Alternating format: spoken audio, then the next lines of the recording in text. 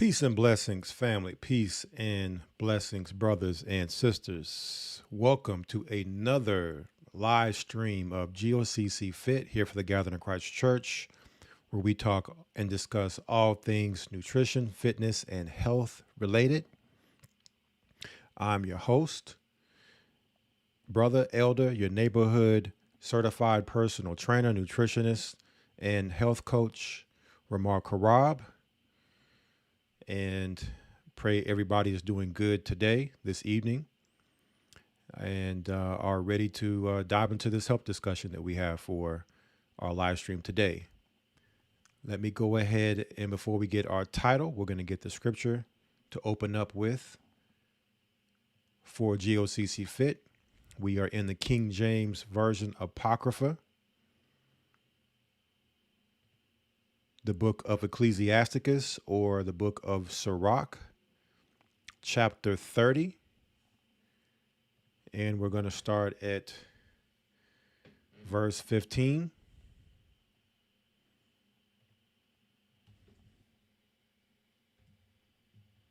And it reads, "Health and good estate of body are above all gold, and a strong body above infinite wealth." So we see the Bible's stressing the importance of how important it is to have a good estate of body, to have a strong body, right? Have good health.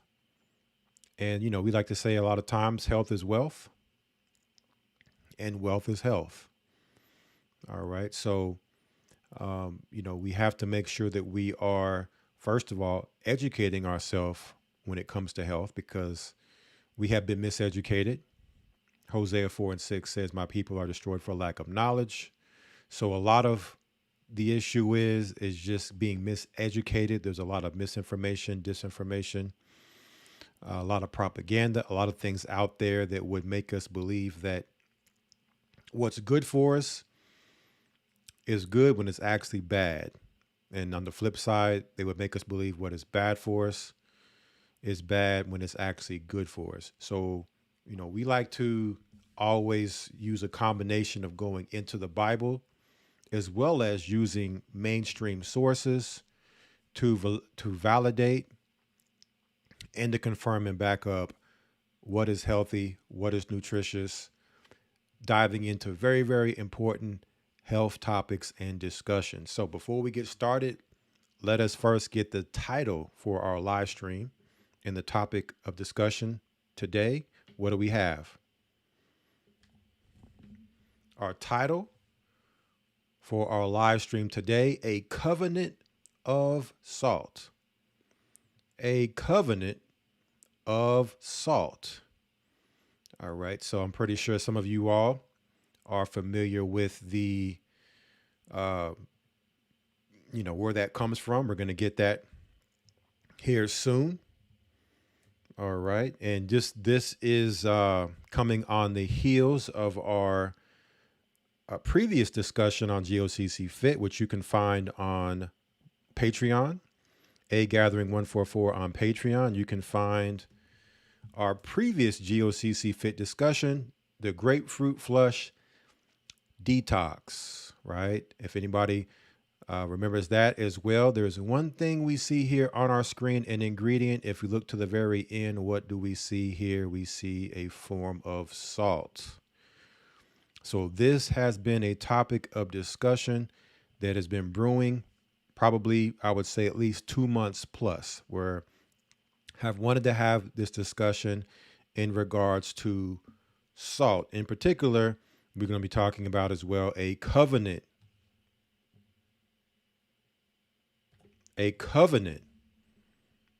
of salt. So let us first get the understanding of what is salt. For those that don't know, I believe on GOCC, on this channel, one of our GOCC fits, we discussed sodium as one of the minerals. So you would have some level of foundation on the understanding of what salt is through understanding sodium. So just a real simple and brief understanding of what is salt. I'm going to the encyclopedia here, because when you talk about salt, you can also talk about sodium chloride. All right. So it says here, in common usage, salt is a mineral compound composed primarily of sodium chloride. All right, sodium chloride, as you can see it here.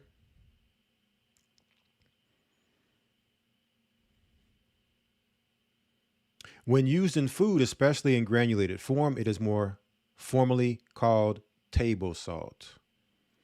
In the form of a natural crystalline mineral, salt is also known as rock salt or halite. All right. It says salt is essential for life in general, being the source of the essential dietary minerals sodium and chlorine. And saltiness is one of the basic human tastes. Salt is one of the oldest and most ubiquitous food seasoning and is known to uniformly improve the taste perception of food. Salting, brining, and pickling are ancient and important methods of food preservation. So just a little bit here. Going into salt, you got some history here. We're going to be going in and diving into some of this history. We see here salt was prized by the ancient Hebrews. All right, which I know a lot of us here know we are the Hebrews the Bible speaks of. But nonetheless, it was prized by all of the ancient cultures, ethnicities, races, peoples, all the way up until today's time. Okay. It says salt is processed from salt mines and by the evaporation of seawater or sea salt and mineral-rich spring water in shallow pools. Okay. So there's a lot of history here. We're not going to go through every little thing here in this. It says here, sodium is an essential element for human health via its role as an electrolyte and osmotic solute. However, excessive salt consumption increases the risk of cardiovascular diseases such as hypertension. Now we're gonna take a look at this because we've been told that salt is bad. Watch your salt intake. You're eating too much salt. You're going to have high blood pressure. You're going to develop cardiovascular disease, such as hypertension or high blood pressure. Okay. We're going to really take a look at this today.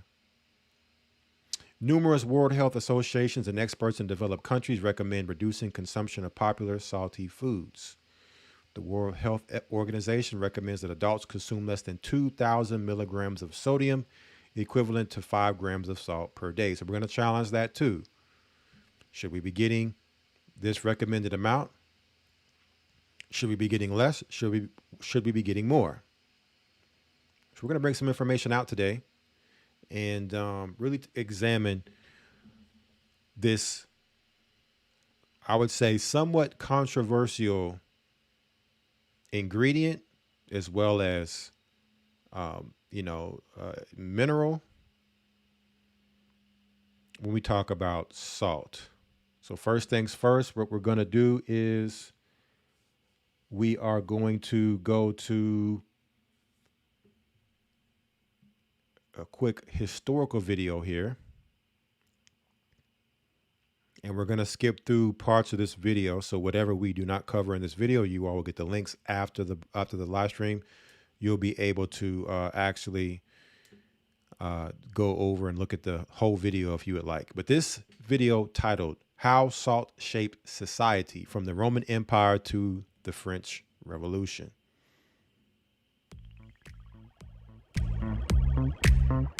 It sits on every table, either in a shaker or a salt-based condiment. Salt adds flavor to our favorite foods and is essential for chefs worldwide. But for most of human history, It's been so much more than that. Salt determined where our earliest ancestors settled, how our civilizations developed, and how our species survived. Thanks to salt, great empires would prosper and legendary cities would be destroyed. It's referenced in religion, mythology, literature, and philosophy, and it tells the story of everything from the founding of China to the French Revolution. Today, we're diving into its history, exploring its discovery, trade, and expansion, and tracking down just a few of the countless dishes that have defined its incredible impact. This is the story of salt.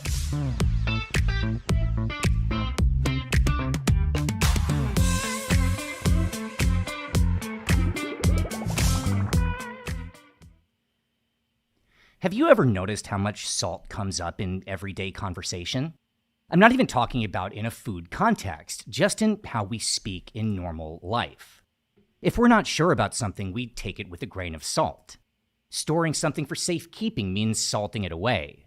A hard worker is worth their salt. A good person is salt of the earth, and someone with experience is said to be seasoned. Or an old salt, but for us old guys, well, please don't rub salt into the wound. Salt is all around us. In cooking, of course, from the salt and pepper shakers on restaurant tables to salted caramel milkshakes to this guy. But salt, or its chemical compound of sodium chloride, is also part of the process of making leather and turning wood pulp into paper. It gives us chlorine, which sanitizes our swimming pools, goes into manufacturing PVC piping and even vinyl records.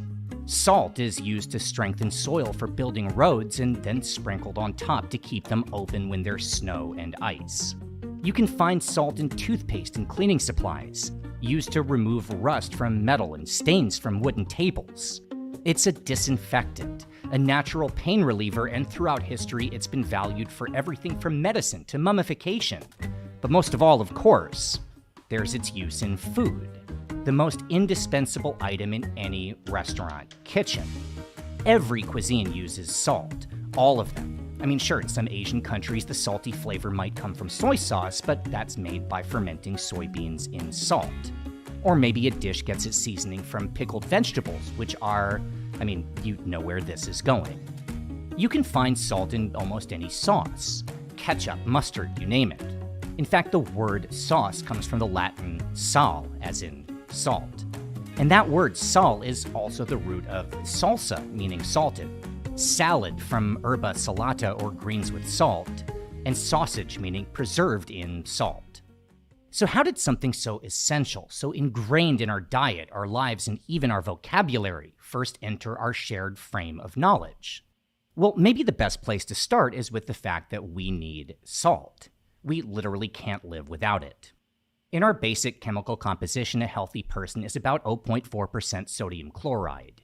It's a small number, but just like when a pinch is added to food, a little bit goes a long way.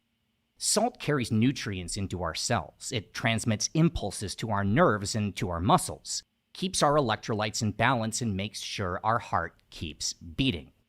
To the first humans, the hominids that appear in the fossilized record a few million years ago, well, they didn't know they needed salt to survive.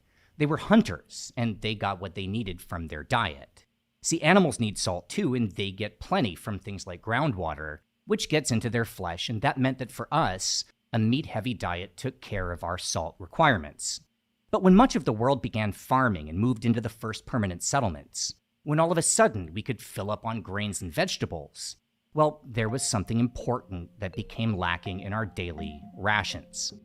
Agriculture might have enabled us to advance, but if we were going to survive, well, we'd need salt too.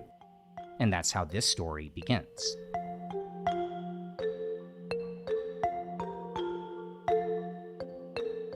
Around 12,000 years ago, the very beginning of the so-called Neolithic period, and just as humans began to unlock the mysteries of farming, a small band of hunter-gatherers settled in one single location, quite possibly for the first time in world history.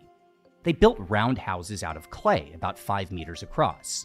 They planted wheat, barley, and even fig trees. And as their village grew, they developed folk legends and stories told in a language that would become the root of everything from Hebrew to Arabic to dialects covering much of North Africa. The location of Jericho made sense. It was right next to a natural spring which allowed irrigation and attracted animals for easy hunting. But there was something else significant right next to this site, and that's the Dead Sea, a body of water with such salinity that its beaches are made of salt. And this wasn't a coincidence. When we look at where the first human settlements were built, all of the ones we know about, a pattern starts to emerge. They were always built with access to both fresh water and salt.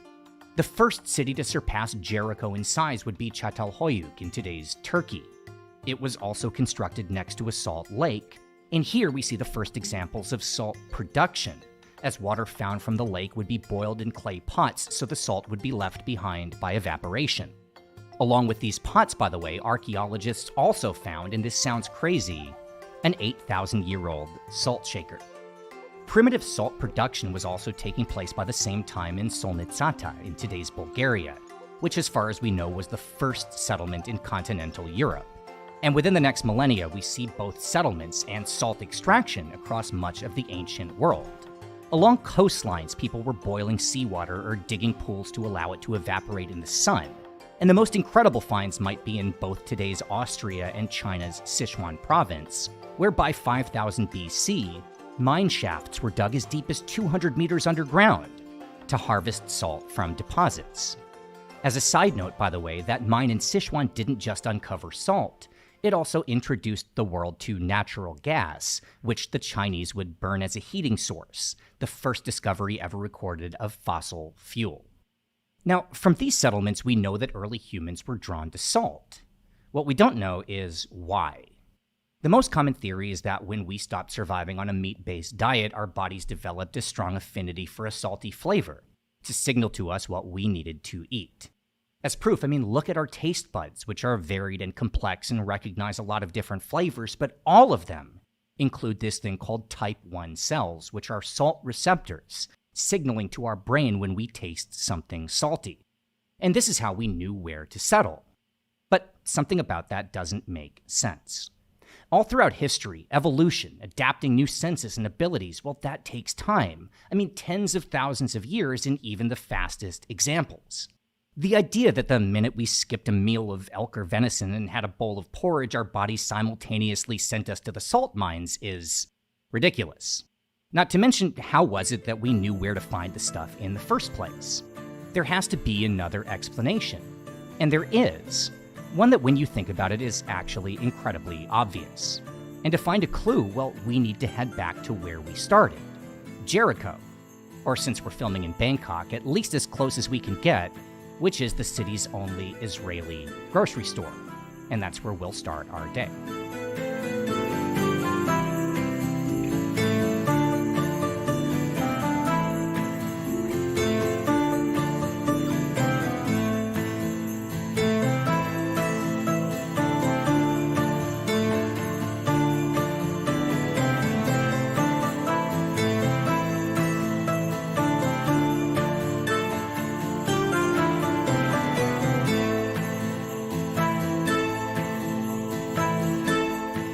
Daria, this is sort of your thing, so show me the right way to do this.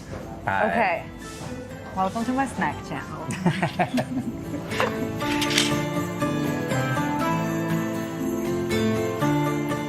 To figure out why humans settled near salt, let's look at how the first settlers of the Dead Sea actually used the stuff.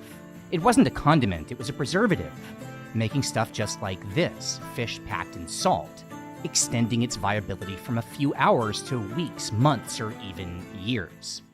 The thing about salt that made it so valuable to the earliest agrarian settlers wasn't its flavor. That wouldn't explain why all primitive towns were built near sources. It wasn't its nutritional value. As we mentioned, they'd have no way of knowing its importance. It was its ability to preserve foods by drawing out moisture. And the fact that we were taking advantage of that utility from as far back as the start of the archaeological record gives a pretty good clue that even before the invention of agriculture, we already knew all about salt and where to find it. We even know how that might have happened, with modern historians theorizing that inland tribes would have followed animals to salt deposits and salt lakes, and people on the coast would dig pools to allow seawater to evaporate in the sun. And that's actually not controversial. We know from fossilized remains that tens of thousands of years before Jericho, hunter-gatherers were pretty good at food preservation. They were smoking and drying their proteins. And the only reason we can't prove that they were salting them too is that salt is in pretty much all fossils because it's so prevalent in our environment. We can't prove they used it, but we know. And the most amazing thing about how they used it is that the basic idea hasn't changed in tens of thousands of years. Things like salted fish helped our oldest ancestors survive in times of famine, and it still helps us now in the same way. Like for Daria, who grew up with this stuff as a child in Russia's Far East, in the lean times around the fall of the Soviet Union. So we would eat it with something pickled. Usually it's like pickled cucumber, just sliced. This one is a little bit big, but I think it's still gonna be good. All right. Good.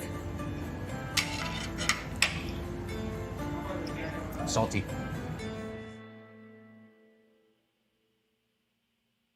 All right, as we move forward in this story, let's go back one more time to the ancient city of Jericho. On a map, it's here, but you'll also notice another ancient city just 18 miles to the southwest, another place with something of an important history of its own, the city of Jerusalem. And that brings us to my favorite part of making these history videos, when we get to dive into an entire world of myths, legends, and stories.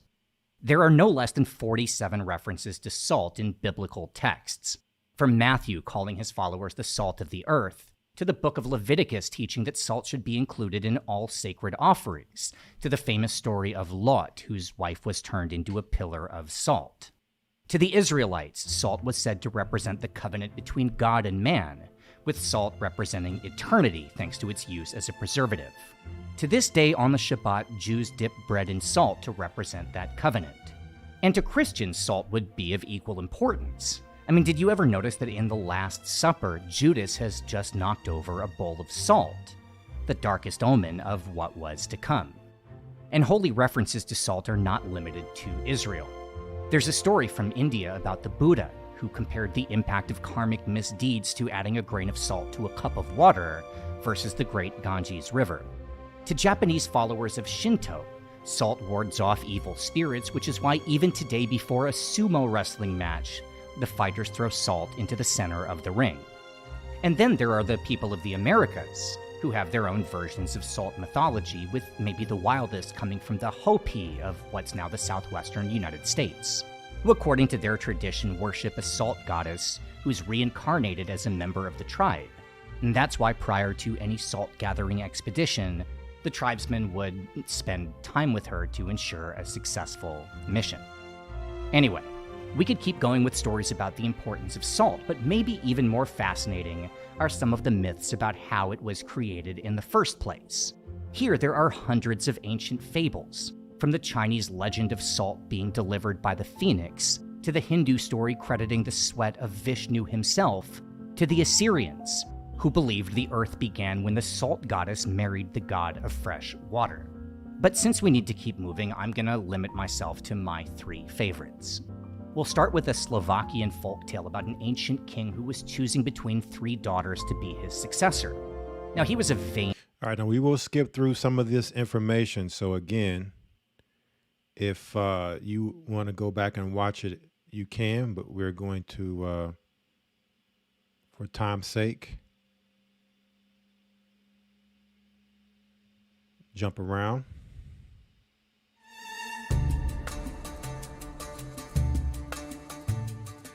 For the first 9,000 years after the advent of agriculture, people tended to live in small communities, scattered around the planet and not widely organized into major civilizations. But by the year 3000 BC, that was changing. And with that change came the onset of the spice trade. This was roughly when we start to see ingredients begin to move and currency start to change hands. And of all the commodities known to man, nothing was more valuable than salt. But its trade wasn't as simple as you might imagine. First, there just wasn't much of it. Even coastal towns could only produce so much, as boiling or evaporating a kilogram of seawater only yields about 2 tablespoons of the actual substance. To get 1 single cubic meter of salt, you'd need to utilize 64,000 kilos of salt water. And second, even if you did all that, salt is a mineral. It's not like other spices which can be dried, bagged, and shipped on camel or horseback. It's heavy. That same cubic meter of salt weighs around 2 metric tons, 4,700 pounds to be specific. It would take 30 horses to carry its combined weight. Now you can see why it was so expensive. Anyway, this isn't to say that nobody tried to sell the stuff. I mean, the price made it irresistible. Early Chinese kingdoms sold salt to each other and neighboring polities, and the biggest salt traders were the Celts, who built an empire from whatever riches they could gain from their mines in Austria around a city we now call Salzburg. But with a price so astronomical and availability so limited, even those who did manage to mine and move it only sold to the elite, royalty, and so on. There certainly wasn't enough on the open market to feed a growing population or allow us to finally build towns without first finding a source of salt. It would remain like this for another 1,000 years, until we see the biggest breakthrough in the history of salt commerce, courtesy of the ancient Egyptians. Now, like the Chinese and the Celts, the Egyptians were salt traders, but this wasn't a critical product as, again, it was just too hard to move. Instead, their revenue came mostly from their fisheries around the Nile, the Red Sea, and the Mediterranean. They sold salt, the little bit that they could produce and carry, and they sold fish, at least to nearby ports, so it could arrive fresh. And that was how the economy would work until around 2000 BC, when someone had an idea, one that would change the world. What if, they thought, we stop selling our excess salt and use it to preserve this abundance of fish, so it'll hold long enough to sell further away, and with a substantial increase in price, too. I mean, after all, that's what the salt was gonna be used for anyway, so let's just simplify the process. In retrospect, it was a no-brainer, but at the time, this was revolutionary, and it made Egypt incredibly rich. Soon, Egyptian salted fish was found on tables anywhere their boats or caravans could reach, and more societies would follow, with fishing and farming villages springing up to supply salt mines supplying factories aging and brining fish, meat, and vegetables, and ports and trading posts sending those goods to towns and cities, which could finally, for the first time, exist almost anywhere. The beginning of the modern world and history's first real supply chain. Of all of the outcomes of this breakthrough, one of the most exciting was that soon, civilizations were exporting not just salted fish and meat, but their own unique takes on salt-based recipes. To stand out in the market and to attract buyers, we see competition in making the best salted stuff, and it would have an unbelievable impact on cuisine. Before long, we see the spread of all kinds of things that had previously only been made within small communities, like sausages, first sold by the Assyrians from Mesopotamia, salted olives, also from the Egyptians and soon favored throughout the Mediterranean. Chinese salted cabbage would reach as far as Europe, where it would eventually become known as sauerkraut. And those Celts again, well, they took the hint and changed course from selling salt to instead promoting their own specialty, something beloved across their own cities. Today we call it ham. Anyway, it wasn't just foods ready to eat that would take off during this period. We also see the introduction of salt-based condiments. Some of the first stuff unequivocally produced not for nutrition, but strictly for adding flavor. And among the earliest examples, there's one that comes from right here, in the region including southern China and Southeast Asia. It's simple, the same recipe as salted fish, except in this case, the fish is allowed to ferment in the brine for long enough to dissolve. It would become a necessary topping, something that with just a few drops could elevate what had been a simple bowl of rice into a delicious meal. Of course, I'm talking about fish sauce. In the centuries after the first Egyptian ships carried salted fish across the ocean, salt, or its use in food production, brought riches to civilizations around the world. While trade had previously focused on valuable items like gold and saffron and, again, salt, this was commerce focused on the masses, volume products, something not just kings but everyone wanted, needed, and could afford. The market was endless, and so were the list of cultures ready to step in to fulfill demand and fill their nation's coffers. There were the Chinese, who were the first to nationalize salt production, instituting a state-owned monopoly in the year 119 BC, and using salt revenue to finance construction of the Great Wall. India would establish its own salt monopoly during the years of the Mauryan Empire, a practice which would continue for almost 1,000 years until the end of the Gupta dynasty. The Macedonians under Alexander the Great earned a fortune from their discovery of salt deposits in the mountains of what's now Pakistan, used for thousands of years by the civilizations of the Indus Valley and still sold to the present as Himalayan rock salt. The Celts became so wealthy from the ham trade that in later years they'd be referred to as the Gauls, a derivation of the Latin hal, meaning underground salt, and this legacy is still visible in old Gallic settlements like Austria's Hallstatt, Halleck in Ukraine, and Galicia in northwest Spain. Salt would be the economic engine behind West African kingdoms like the Mali Empire, where it was said that the city of Tagaza wasn't just financed by salt, but built entirely of salt structures. And then there were the Phoenicians, who didn't produce salt themselves but instead became exclusive trading partners with the Egyptians, selling their goods across the Mediterranean and in exchange, sending Egypt things like dyes, jewels, and the finest wines. But in the halcyon days of the trade in salted goods, nobody took it as far or benefited as much as ancient Rome. There's an argument to be made that the narrative of the Roman Empire is really just a story about salt. I guess the best way to start is with the words of Pliny the Elder, who wrote, and I quote, "By Hercules, life cannot be lived humanely without salt. All the charm and greatest humor of life we refer to as salts because it rests on this more than any other." Now, Rome itself, like all ancient cities, was founded near a salt works, in this case a relic of the ancient Etruscans. They'd build an even bigger one at Ostia around the 7th century BC, and within 100 years, it would be taken over by the Roman government, who took their profits from selling salted goods and used that money to go to war against Egypt's old distributors, the Phoenicians, destroying Carthage and taking over the Mediterranean salt trade. The Romans knew full well the financial power of salt. They built one of their biggest roads, the Via Salaria, from their salt works at the Tyrrhenian Sea all the way to the Adriatic on the opposite coast.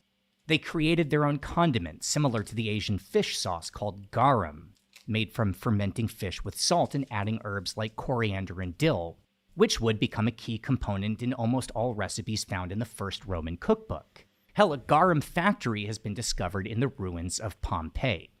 The Romans paid their soldiers partially in salt, which is, of course, where we get the word salary, and also the word soldier, an old French term with the same Latin origin. They salted their vegetables, hence the word salad. Salted their meats, which is where we get sausage, and speaking of salted meats, nearly every Roman polity marketed their own regional delicacies to trade and earn money, both in today's Italy and as far as the empire stretched. This introduced the world to everything from Parma prosciutto, to Genoa salami, to Iberico ham, first made by the Gauls with Egyptian salt sold by the Phoenicians and brought to the world by Roman traders. And it wasn't just meats. Roman dairy farms salted their cheeses for preservation as well. See things like Pecorino Romano and Parmigiano Reggiano. And that should give you a pretty good idea where we're heading for our next meal. In the second half of the 17th century, 100 years before the storming of the Bastille, France was ruled by Louis XIV, who would reign for 72 years, the longest of any monarch in recorded history. Now, as hard as it might be to believe when we're talking about somebody French, King Louis was a little bit arrogant about his food. He was said to despise any strong flavor that might mask the taste of his favorite dishes. So he would place on his royal table just the two ingredients he deemed necessary. Those would be salt and black pepper. As tends to happen in absolute monarchies, the preferences of the king quickly reached the general public, and before long, salt and pepper could be found side by side in homes across France, then Europe, then the New World. Now this, the widespread ubiquity of salt as a table condiment, obviously couldn't have happened if we hadn't also made advances, both in salt production and shipping. All throughout history, cultures experimented with techniques of better ways to isolate salt. Early Americans from the Yucatan Peninsula developed a method of burning certain types of grasses, soaking the ash in water and then letting the water evaporate. We also see examples from throughout history of various methods used for salt mining, including the ingenious method of pumping water into the salt mines to create a brine, easier to bring to the surface through the earliest uses of hydraulics, found in China as far back as 800 BC. And maybe the biggest change in ancient salt production came near the end of the first millennium AD, when various cultures, from the Khmers to the Venetians to the natives of what's now Chile, independently came up with techniques of speeding up the process of getting salt from seawater through the use of multiple evaporation pools, side by side, with the water moved from one to the next as the moisture reduced, allowing each pond to be constantly refilled, and production to move at our pace, not the sun's. By the time of Louis XIV, we didn't need to rely on the sun at all. Advances in mining showed us not just how to remove vast amounts of salt from underground, but opened our eyes to the fact that we didn't need to find salt on the surface to start digging. It was pretty much everywhere. And our coal-powered furnaces could boil huge amounts of salt water in no time, turning the ocean into a giant grocery store for all the salt we could possibly need. Shipping was also no longer dependent on caravans and small boats either, with the oceans long crisscrossed by enormous vessels capable of withstanding the weight of as much salt as we could haul on board. And when the first railroad started operations in 1825, well, it was only a matter of time before anything could reach anywhere in any quantity. Now, here's the thing. The accessibility of salt wasn't supposed to happen. We're literally wired to crave the taste of it because our bodies need a small amount for survival. But that small amount is like 500 milligrams per day. Today, we eat a lot more than that. The country with the highest salt consumption per day is China at 17.7 grams per person, or about 35 times what's actually required. Hungary and the Czech Republic come in second and third, and even right here in Thailand, thanks in large part to fish sauce, it's about 13 grams daily per person. We eat too much salt, that's just a fact. But this isn't meant to be a moral discussion or a sermon on watching our sodium. I'll leave that to the doctors and the fun police who tell us that we should live longer. Instead, I'd rather focus on the fact that it's an absolutely incredible achievement, a testament to our own ingenuity, and the result of thousands upon thousands of years of innovation, creativity, wars, rebellions, and pretty much every step in our development as a species that brought us to the point where everyone has access to salt without even thinking twice. That's incredible. And so for one more meal, well, why not go for that salty treat that might be the most popular comfort food across the entire planet? Okay, so we're going to stop there. All right. And so a lot of history, what we just watched, right? We see civilization basically being built on salt. You would see cities that are actually built, near, salt areas, whether it be the ocean or in the case of Jericho being built on the Dead Sea, right? These salt mines and things like that, because the ancients knew the importance of salt. So where do we get the title, A Covenant of Salt, from? Well, now what we want to do is we want to actually go to the Bible and let's see what the Bible has to say about salt. Now that we've got some history, let's see what the Bible has to say, right? There are many, many wars that were fought over salt, lots of trading. One of the, biggest commodities in the history of mankind was salt. We're going to go to Leviticus chapter 2. So we can break down this covenant of salt. We can actually find this in the Bible. So Leviticus chapter 2, the title of this chapter, Laws for Grain Offerings. Let's check this out here. Verse 1 says, "And when any will offer a meat offering unto the Lord, his offering shall be of fine flour, and he shall pour oil upon it and put frankincense thereon. And he shall bring it to Aaron's sons, the priests, and he shall take it throughout his handful of the flour thereof, and of the oil thereof, and all the frankincense thereof. And the priest shall burn the memorial of it upon the altar, to be an offering made by fire, of a sweet savor unto the Lord. And the remnant of the meat offering shall be Aaron's and his sons. It is a thing most holy of the offerings of the Lord made by fire. So basically what we're seeing is, for the most part, meat offerings made unto the Most High.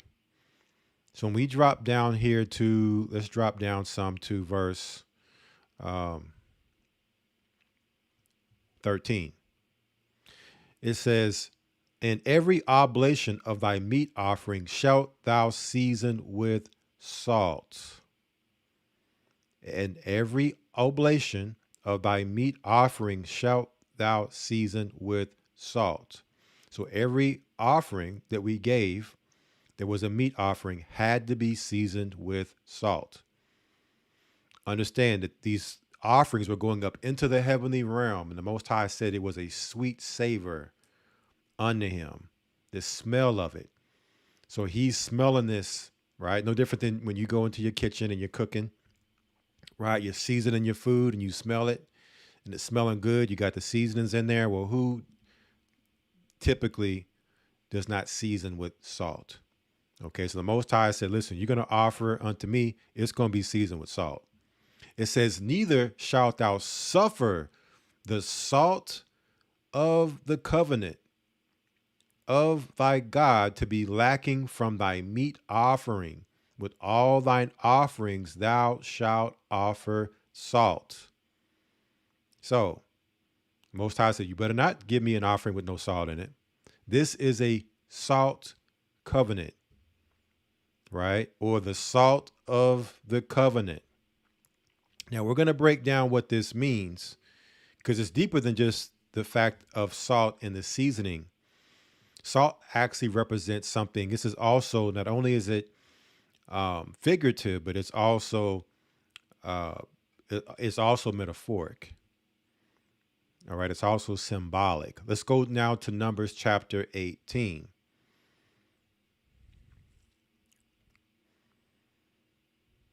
Numbers chapter 18 and verse 19. It says, all the heave offerings of the holy things which the children of Israel offer unto the Lord have I given thee, and thy sons and thy daughters with thee by a statute forever. It is a covenant of salt forever. It is a covenant of salt forever before the Lord unto thee and to thy seed with thee. So we already got the covenant of salt in Leviticus chapter 2. So basically what the Most High is doing here is summarizing, okay, about the offerings, right? Referencing back to Leviticus that he had already given this salt covenant.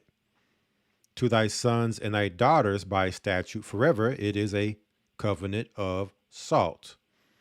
So not only was it because of what we went into as far as the Most High, when these offerings would go out, he would say it was a sweet savor unto him.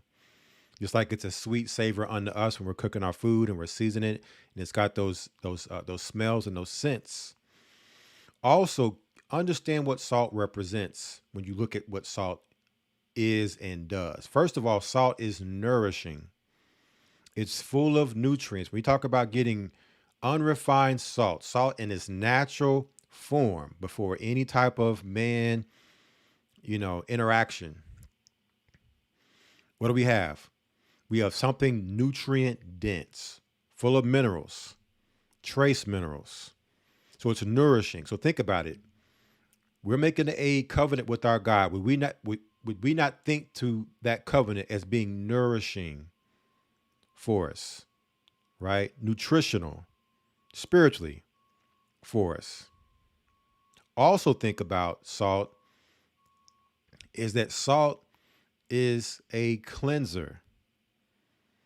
Okay. Salt is a cleanser. It's used for cleaning. So we talk about the covenant of the Most High cleanses us and cleans us through the righteousness of the covenant. the statutes, the laws, the commandments, the judgments, cleanses us, it's detoxifying, it purges us of the sin. Also think about salt is a preserver. Okay, so we look at the preservation of salt.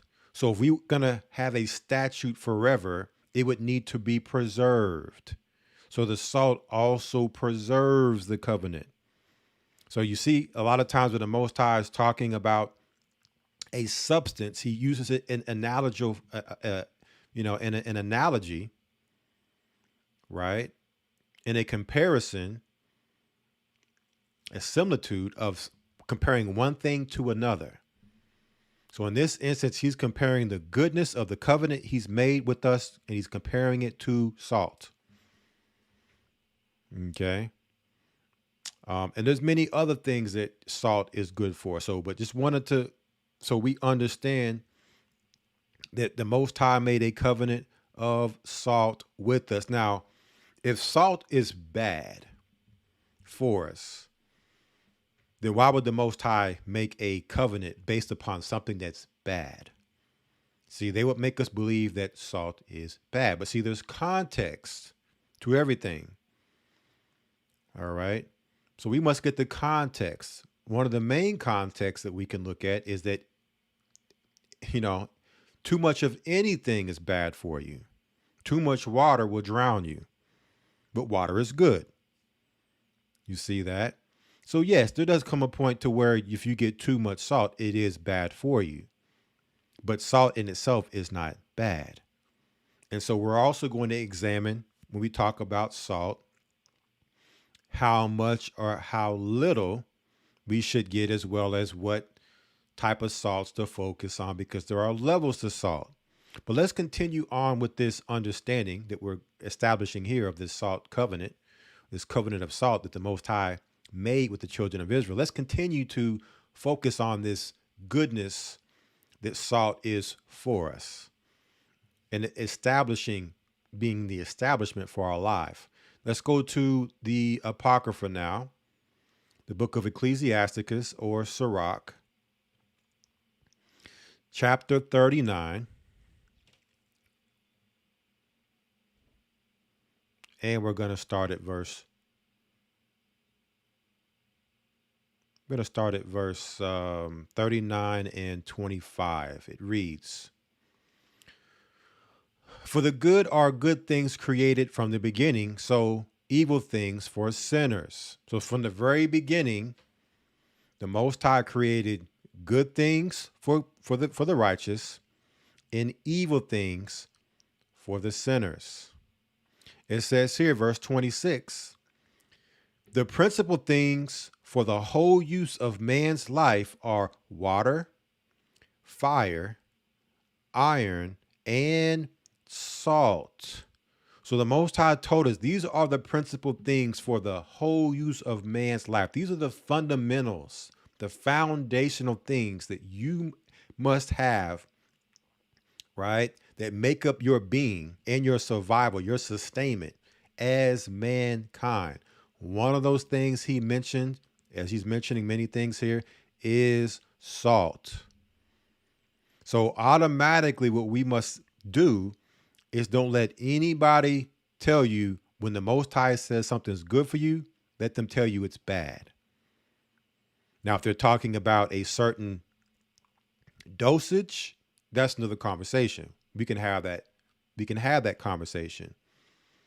But we live in a society where salt, it's almost like it's a double-edged sword. We have a situation where on one hand, people are consuming too much salt, and on another hand, we have people who aren't consuming enough. People who are just, using it entirely too much. People who are, it's being put in our foods in a processed form and added in. And we have people who are running from salt because it's been demonized as something bad for us. So do everything you can to avoid as much salt as you possibly can. So again, what we like to do for brothers and sisters here for GOCC Fit is bring balance. Okay, you must have balance. So we're going to find that fine line of balance when it comes to not having too much or having the wrong kind of salt, and on the other hand, not having too little. What else do we see here? Flour of wheat, honey, milk, and the blood of the grape, and oil, and clothing. So we've come to this verse before in the past. Let's first talk about honey. How many of you all remember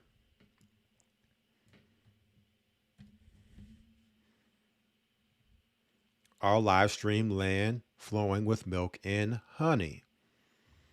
Well, we talked about the importance of honey, where again, the Most High, he's comparing a land, if it's flowing with milk and honey, the other things we're reading of in Sirach chapter 39, verse 26, it's going to be flowing with those things too, because you cannot have honey, you cannot have milk without water. Okay. You cannot have plants for the bees to make the honey out of, for the cows to eat for food, if you don't have water. So if milk and honey are both flowing, that means a land that is thriving. And milk and honey are just the byproducts and benefits of a prosperous land. Speaking of milk, how many of you all remember the GOCC Fit live stream we did on the superfood everyone should be consuming, known as kefir or kefir? Kefir, the superfood everyone should be consuming, which is basically fermented milk. It basically takes milk to a whole nother level, right? Through the fermentation process. So we have our milk, our honey, our last live stream, GOCC Fit. What did we do? The grapefruit flush detox. If you look on the very end of the ingredient list here, what do you see? Salt. And we're going to come back to this grapefruit flush detox later. So this particular live stream has been in the making for quite some time. And it's interesting because for those who listened to Wednesday's broadcast, the elders came on, they went through these scriptures. These were the exact scriptures that we were going to go into, and almost verbatim the exact words that was going to be mentioned here on this live stream, as we've been preparing for this, to do this live stream probably for about 2-3 months now. And the week that we look to plan to do this live stream, they go through these scriptures here. And Elder Rawchaa basically spoke about salt and said everything I was going to say, I had already in my mind said I was going to say, just to show you how powerful the Spirit is, how the Spirit's working right now. When you tap into the Spirit, it's not us speaking, it's the Spirit speaking. Sometimes man will take credit for things that happen that comes by man's hand, meaning an individual can take credit and say, you see that? I did that. Okay. But if we understand, if we're tapping into the Holy Spirit, it's coming through the Holy Spirit. It's not coming. Only man is only being used as a vessel. Okay. God has given us the gifts that he's given us. So therefore, we must give him all praise, honor, and glory for the gifts he's given us, and magnify him in that, not magnify ourselves. Right? So it's the Holy Spirit. And basically what was said was that when you look at salt, again, the Bible tells us it is a principal thing for the whole use of man's life. So nobody can come in and tell me it's bad. What's bad is salt that has been ultra processed by man, taking it out of its, taking it totally out of its natural element now. It has become refined. It has been stripped of the things that would naturally occur with the sodium chloride that makes up a part of the salt. So now you're getting an unbalanced equation. And again, when things are unbalanced is when we get ourselves into trouble. Okay. And so we're talking about ultra processing.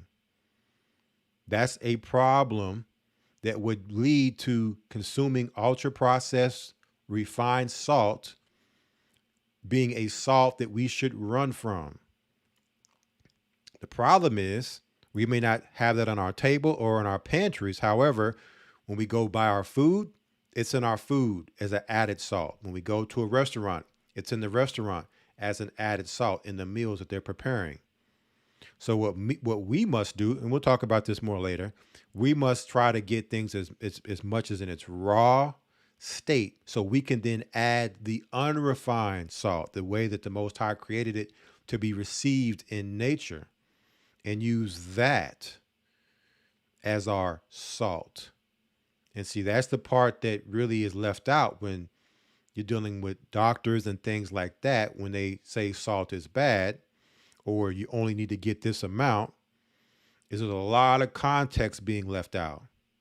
But this, what we're reading here in Sirach 39:26, is the establishment of all the things that we need to survive. If we have these things, we can survive. Water, fire. So we need water for drinking, water for our animals, water for washing, right? Cleansing, fire for cooking, fire for cleansing, fire for warmth, iron for tools, cooking with, weapons, salt, which is for our nourishment, our nutrition, right? Flour of wheat, which is food. Another thing is, most of the times we're not dealing with this. When we go deal with bread, we're not dealing with this, what we're reading of here. We're dealing with something else, something that's been ultra processed, created by man. Therefore, when we eat this, right, our body has strange reactions. We get overweight, we get diabetes, we get cancer, we get all type of problems because we're not dealing with this in its natural sense. Conversation for another day. We talked about the honey, the milk, and the blood of the grape. Problem is, a lot of these grapes out here don't have seeds in them. Right? They don't have seeds in them. But if we have that, and then we have the oil, which can be used for cooking. So we're talking about like olive oil, right? Coconut oil, right? The two best, probably just strictly oils that you can deal with. Now, if you're talking about like beef tallow and things like that, which are fats that can be used to cook with, which may go under the category of oil for your tallows and your butters. Okay, we're not talking about seed oil. When this scripture was written, there was no such thing as seed oils. They did not exist. Seed oil is an industrial chemical. It's a chemical byproduct that goes through ultra processing. It's not food. It's a poison, which, for those that remember, we also had the live stream, The Deadly Secrets of Vegetable Seed Oils Exposed. You can find this on our Rumble channel, GOCC Southwest on Rumble. All right. The rest you should be able to find here on GOCC Media, right? Or Rumble. We also have Patreon, where you can find the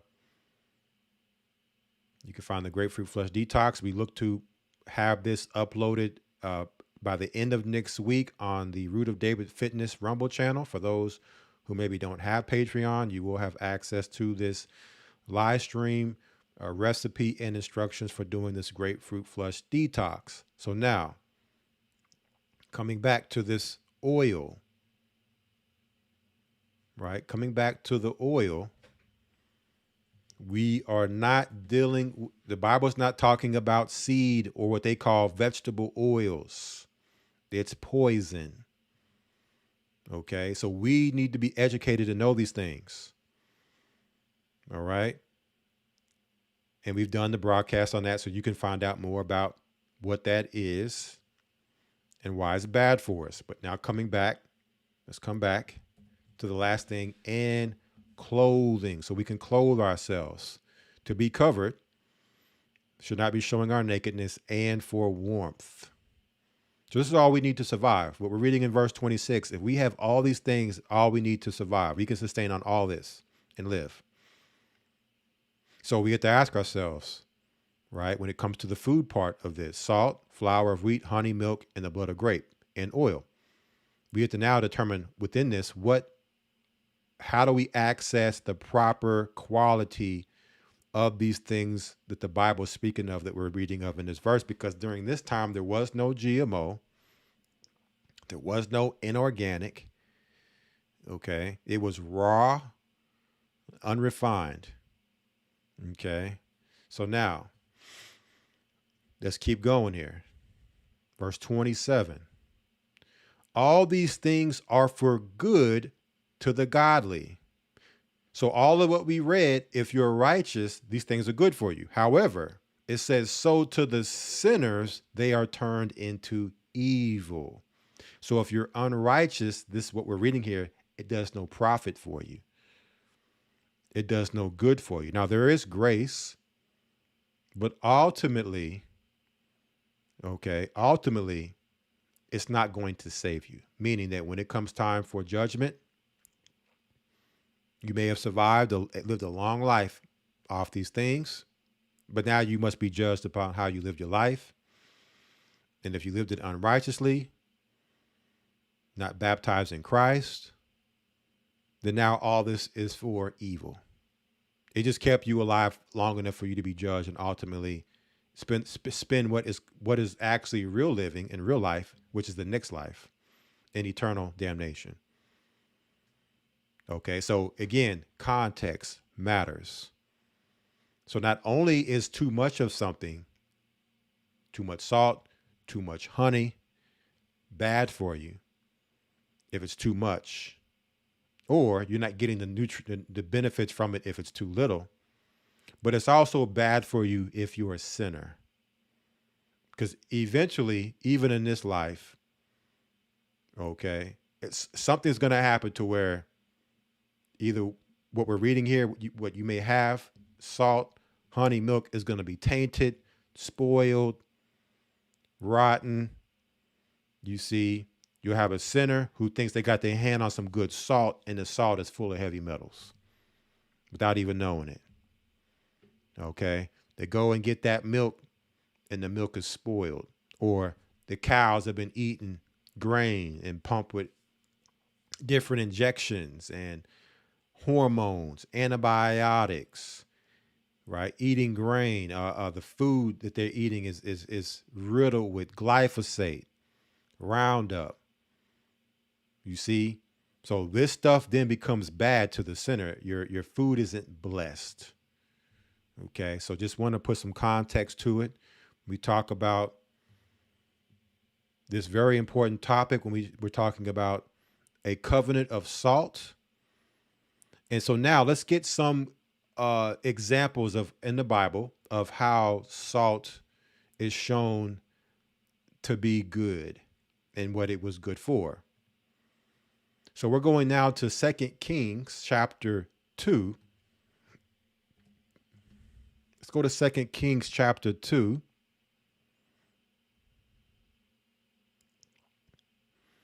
And we are at verse 18.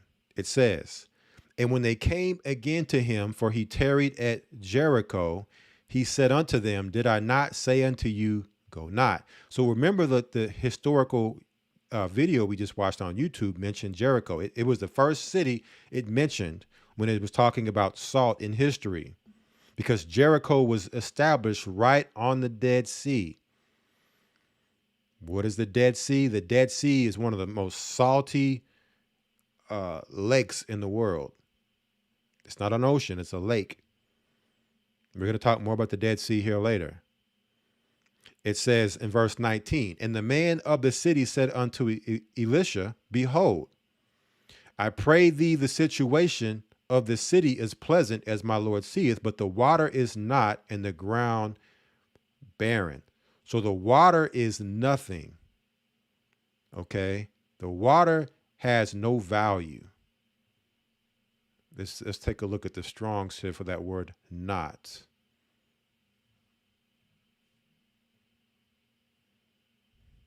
It says bad. This is Hebrews 74:51.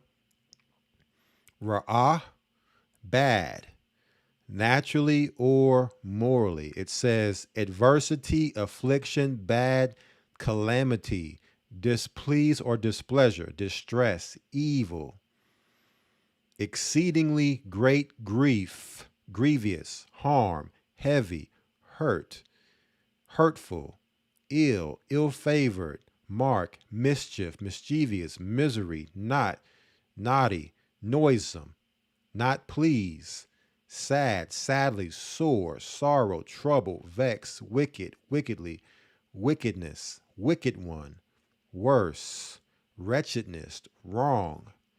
That was the water was being what is being described here in verse 19. And the ground is barren.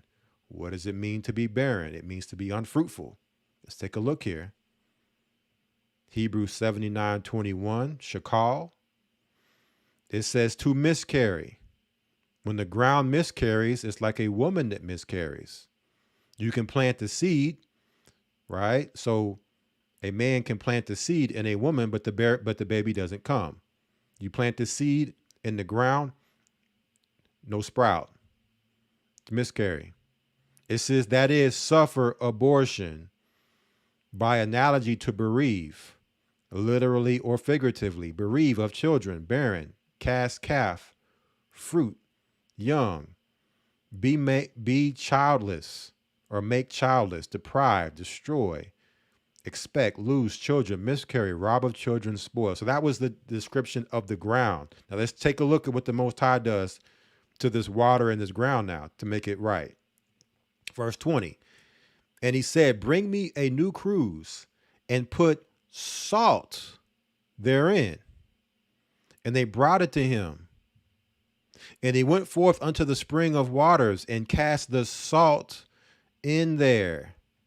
So he put salt in the water, in a, like what you would call like a water canteen, a cruse or a holder that would hold the water. Let's put some salt in there and said, thus saith the Lord, I have healed these waters. What did he heal the waters with? Salt. Let's just know salt is healing. Okay. There shall not be from thence any more death or barren land. There shall not be any more death or barren land now that they put salt in this cruse and poured it out in these waters and on this land. Okay, because salt is nourishing. It has minerals in it. So now the waters have minerals and the land has minerals. We're going to see more on that here in a moment. So the waters were healed unto this day, according to the saying of Elisha, which he spoke. What is salt? Healing. But remember, to the sinners, these things are evil. So let's get some examples of when salt is bad. Let's go to Genesis chapter 19. Because salt can be good and healing, and salt can be bad. There's context there. Just like anything else. Okay. It can be good for you. It can be bad for you, depending on the context. Genesis 19, it says, God destroys Sodom. Verse 23. The sun was risen upon the earth when Lot entered into Zoar. Then the Lord rained upon Sodom and upon Gomorrah brimstone and fire from the Lord out of heaven. And he overthrew those cities and all the plain and all the inhabitants of the cities and that which grew upon the ground. But his wife looked back from behind him, and she became a pillar of salt. What did Lot's wife become? A pillar of salt. And so when you have a scenario where it's too much salt, right, it becomes bad. It becomes the exact opposite of when you have just the right amount of salt and you can thrive. Too much salt, okay, it pretty much is a cleanser and a preservative, and you can't do anything with something that's just all salt. The reason why we don't drink salt water out the ocean. Okay, it's too much salt. You'll die if you continue to keep drinking salt water from the ocean, you'll eventually die. It's too much salt. So salt also showing to be bad. In this case, Lot's wife being turned into it. Let's get another example. Ezekiel 47, verse 11. Ezekiel 47, verse 11. It says, but the miry places thereof and the marishes thereof shall not be healed. They shall be given to salt. So if you don't have the context of this, you'll be confused, because we just read in 2 Kings that the water was healed with salt. Right? 2 Kings chapter 2 told us that the water in the lands was healed from salt. So now how all of a sudden is it, in this instance, it not being healed because it's given the salt? Because again, too much salt is bad.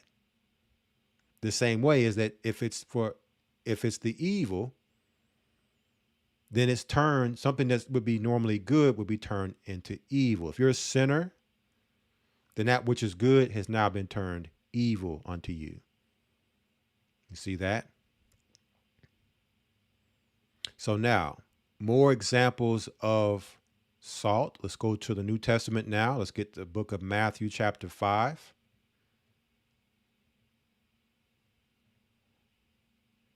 Matthew 5, and we're going to start at verse 13. It says salt and light.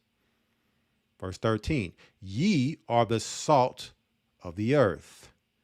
But if the salt have lost his savor, wherewith shall it be salted? It is thenceforth good for nothing, but to be cast out and to be trodden under foot of men. Now, what did Christ mean when he said what he said here? Well, let's get some precepts here to help us better understand. Let's go to the book of Mark chapter 9. Mark chapter 9. And we're going to start at verse 49.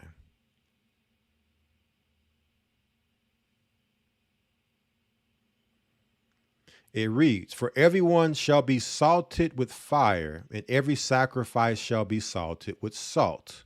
So we can now draw back to what we're reading here is what we read in the Old Covenant in Leviticus and Numbers with the salt covenant. The sacrifice had to be salted with salt, because this salt was what the Most High he wanted, and what he not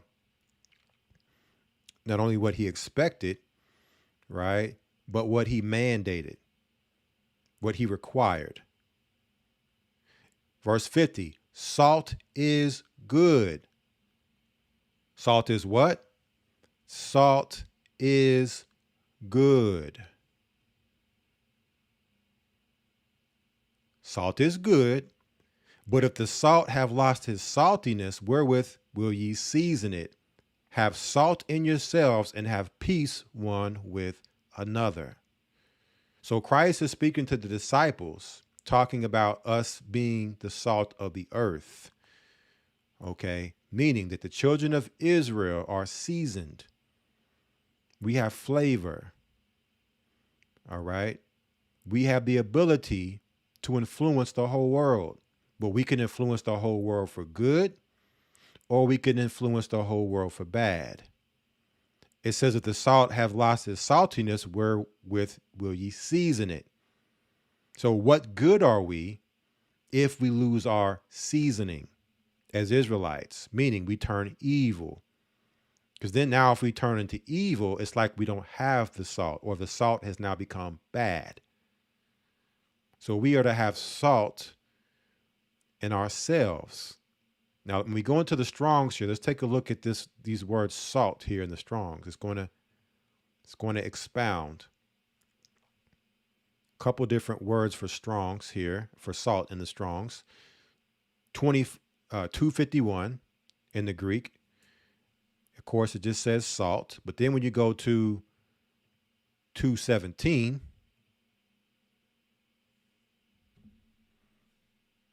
it says prudence, which is wisdom, being wise. Now let's look at the Thayer definition here for G217 for salt. It says salt with which food is seasoned and sacrifices are sprinkled. See that?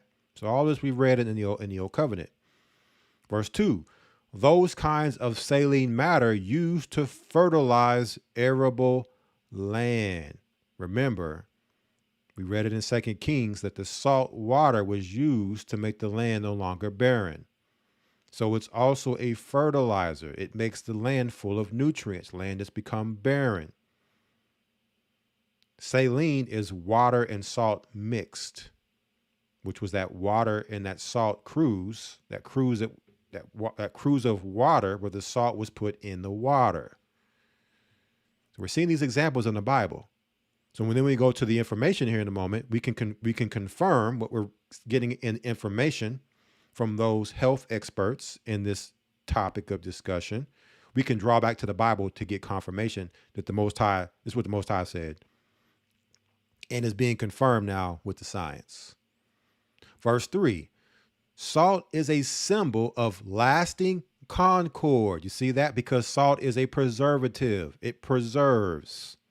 It preserves food. And the Most High said a covenant of salt, a lasting concord, because it protects food from putrefaction, from spoiling, and preserves it unchanged. So that's typically for those of you all who out there have done your own canning, right? Typically when you can, you use salt with the canning process. So the salt helps preserve what you're canning. When you're talking about doing, they call it fermentation. You usually use salt, or they call it brine. So you take, like, for instance, you could take cabbage, you sprinkle some salt on it, right? You put it into a mason jar, you pour water over it, and now it will preserve, the salt will preserve it in that water or that brine, and it will start to ferment. It'll start to break down very, very, very, very slowly and become super healthy because of the fiber and the bacteria that's breaking it down. But see, it's staying, it's not becoming putrefied through putrefaction. You see that? Because the good bacteria is thriving in that environment. The bad bacteria can't thrive in that salt. So now you get the good bacteria, which is for your gut, right? To feed your gut, to populate it, so you have a healthy gut flora. And then you have the fiber from the cabbage, which is now called, I don't know why my mind's going blank, which is now called sauerkraut. Okay, sauerkraut, the fiber to feed the bacteria, and the bacteria that's making up this preserved, slowly fermenting cabbage. It says here, accordingly, in the solemn ratification of compacts, the Orientals were and are to this day accustomed to partake of salt together. So a lot of this we've seen in the history so far that we've looked into, as well as in the Bible. Now look, remember we said that prudence, it talked about in the Strongs, it said prudence. What did we say prudence was? Well, let's come back over here to the Thayer, the fourth definition: wisdom and grace exhibited in speech. So it says salt is good, but if the salt have lost its saltness, wherewith will ye season it? Have salt in yourselves, have wisdom and grace in yourselves. See, it's not wise to break this covenant of salt the Most High has given to us. So there's a spiritual understanding when it comes to salt. There's a literal understanding or a figurative. Okay. The spiritual understanding of salt is wisdom, following the Most High, keeping his covenant he made. The literal understanding is the health benefits of eating actual physical salt. So all Christ was doing was using an analogy of comparing the greatness of salt and comparing it with the greatness of us as Israel. But when we lose our wisdom, when we lose our grace, we have lost our saltness. We have lost our season, our flavor. And what happens to us then once we have gone off the covenant the Most High has made with us, this covenant of salt, this covenant of wisdom? Luke chapter 14, and let's go to verse 34 now.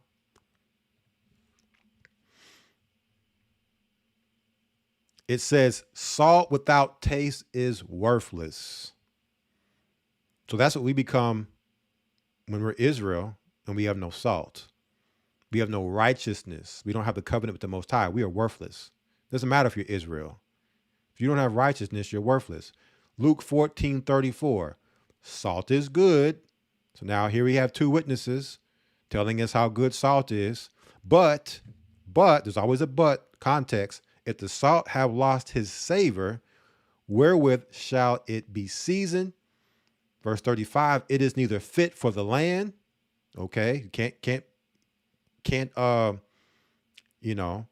satisfy the land with fertilizing the land because it's not fit, nor yet for the dunghill, but men cast it out.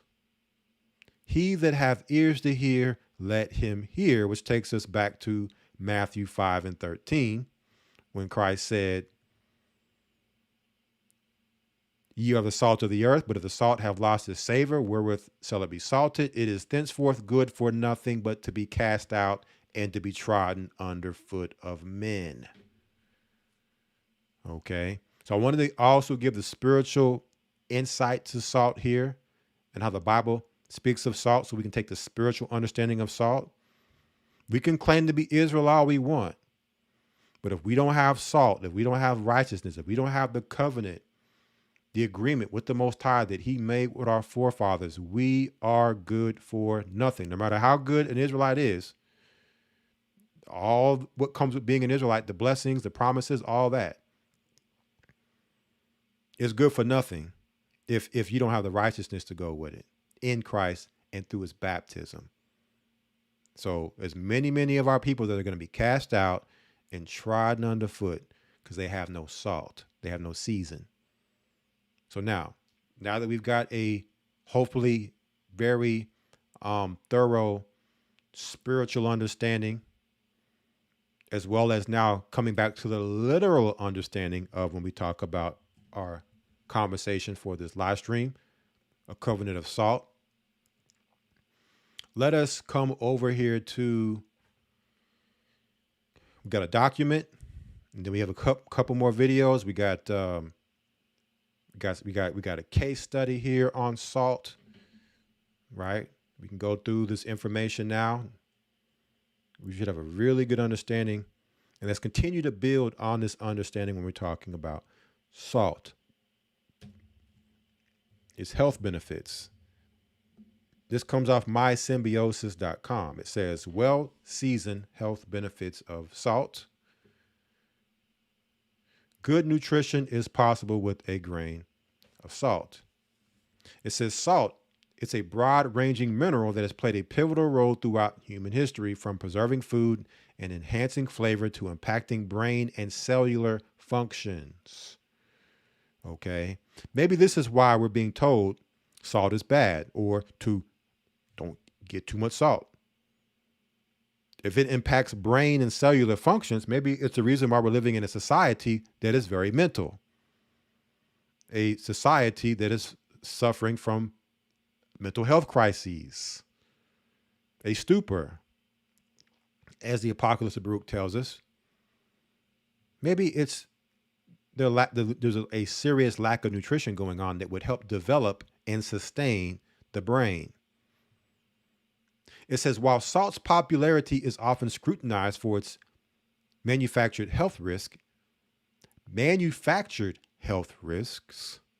it's essential to recognize that the elements of salt, which are 60% sodium and 40% chloride, are necessary for good health. are necessary for good health. So what happens when you're not getting salt? You don't have good health. It may seem that you have good health, and you may have what would appear to be good health for a time. But trust me, if you're not getting salt, right? Salt of the earth, meaning unrefined, the real salt, in time, you're going to be in serious trouble with your health. It says, to demystify salt, we will look beyond the humble shaker in our kitchen to discover this crystalline treasure's place in our world by exploring its fascinating history, various types and uses, and the crucial role sodium and chloride play in our health. It says the preserved history of salt. So it says salt's usefulness and consumption have been prominent in society since ancient times. In fact, the Bible references to salt 47 times. Its value is highlighted as an early form of taxation and currency, leading to the term salary, derived from the Latin word sal for salt. Early civilizations recognized salt's significance for embellishing taste and as a pre-refrigeration food preservation because it draws out moisture. See, so moisture is what causes food to rot. You draw the moisture out or you dehydrate it, in this case, preserve it with salt, then now it can last longer and even go into a fermented stage. It says slows fermentation and kills bacteria. So salt does what? It kills, when it says bacteria, it's not talking about good bacteria. It's talking about the bad bacteria. There's aerobic and anaerobic. So you want to kill the bad bacteria and you want the good bacteria. So you see how salt is there to fight for the good, right? Salt is there to almost what you would think to bring judgment on what is evil, okay, and help that which is good. Its long-standing journey was traced back to its use as a preservation in the Egyptian mummification process, a salary for Roman soldiers, and economic control by Chinese emperors. First known salt works date to around 6000 BC in what is now Romania, which was only a short time before salt production became a global industry. Initially, consumption amounts depend on cultural and geographical factors, leading to entire trade routes being established to transport this precious commodity. Historically, even as modern societies evolve, salt has remained an integral part of our diets. So now, there are different types of salts. Table salt, sea salt, Himalayan pink rock salt, Celtic gray sea salt. We're going to deal more with those different salts later. Let's talk about salt's role in center stage in our health. It says we need salt with its two components, sodium and chloride, for our bodies to function properly in the following areas. And just so we know, it's not just sodium chloride when we talk about salt. When it's unrefined, what are we getting? It says all 84 trace elements of essential minerals. See, when we get it as table salt or ultra processed, refined, it doesn't have these minerals. It's just sodium, chloride. That's it. It's unbalanced. It's unnatural. It's never meant to be consumed in that manner. So we're getting the things the body needs to function for cellular processes. So what are some of the things that salt helps do in our bodies? And understand, if it's helping do this in our bodies and we're not getting it, understand that these processes aren't happening in our bodies, which is a problem. Adrenal function. The adrenal glands are most known for producing adrenaline, but they also form healthy hormones that help maintain blood pressure and salt and sugar levels in our blood and tissue. Adrenal fatigue may occur without adequate salt. So now we're talking about hormones. Okay. Majority of people, especially if you're in the Western world, hormones are all the way off from the diet, from the Western Babylonian diet. Also notice that it talks about blood pressure here. So it says it helps to maintain blood pressure. But wait a minute, we were told that salt is bad for blood pressure. Well, let's drop down here to blood pressure regulation. It says sodium helps regulate blood pressure by controlling blood volume. It works with potassium, another electrolyte, to maintain a healthy balance. So if you have high blood pressure and you're running from the proper salt, meaning when I say proper, unrefined and the right amount of salt, and focusing on that number, you're going to have blood pressure problems. You're going to have serious blood pressure problems. Not only does it work with potassium, because potassium is also in this unrefined salt, but you have other electrolytes like magnesium and calcium, as well as all the other trace minerals that are needed for the cellular functions to properly process. See, the problem is we're getting too much refined salt, too much added salt to our foods. And therefore, now we have things like high blood pressure, diabetes. The body's off. So what you must do now is take away the refined, right? Substitute it and bring in what you should have had from the beginning, which is unrefined, not bleached, not washed, in its raw form with all the minerals. So now there's a balance in the body. The body has everything it needs, like the book of Sirach told us, in that salt to help the body function, the cellular functions, the hormonal functions with the adrenals. Okay, so we could say it's androgenic. Salt is androgenic. It helps with your hormones, your organs to function properly, because all these minerals are needed for the organs to function. What else? Bone health. 27% of the body's salt is in the bones. Without enough salt, osteoporosis can occur. So probably been told if you have bone issues, you need to stop with the salt. Don't take the salt. So we have to now really start examining these people who are in front of us, which the Bible calls forgers of lies, physicians of no value, who are telling us things that go against what nature, against what God said we need to survive. Maybe there's a reason why they're telling us these things are bad. Maybe there's a reason why our health is steady declining with the more visits that we go see these people. They'll tell us these things, but things will seem to be getting better. I just keep getting prescribed things that are said to help me, manage what I'm dealing with. Not resolve, just only manage the problems.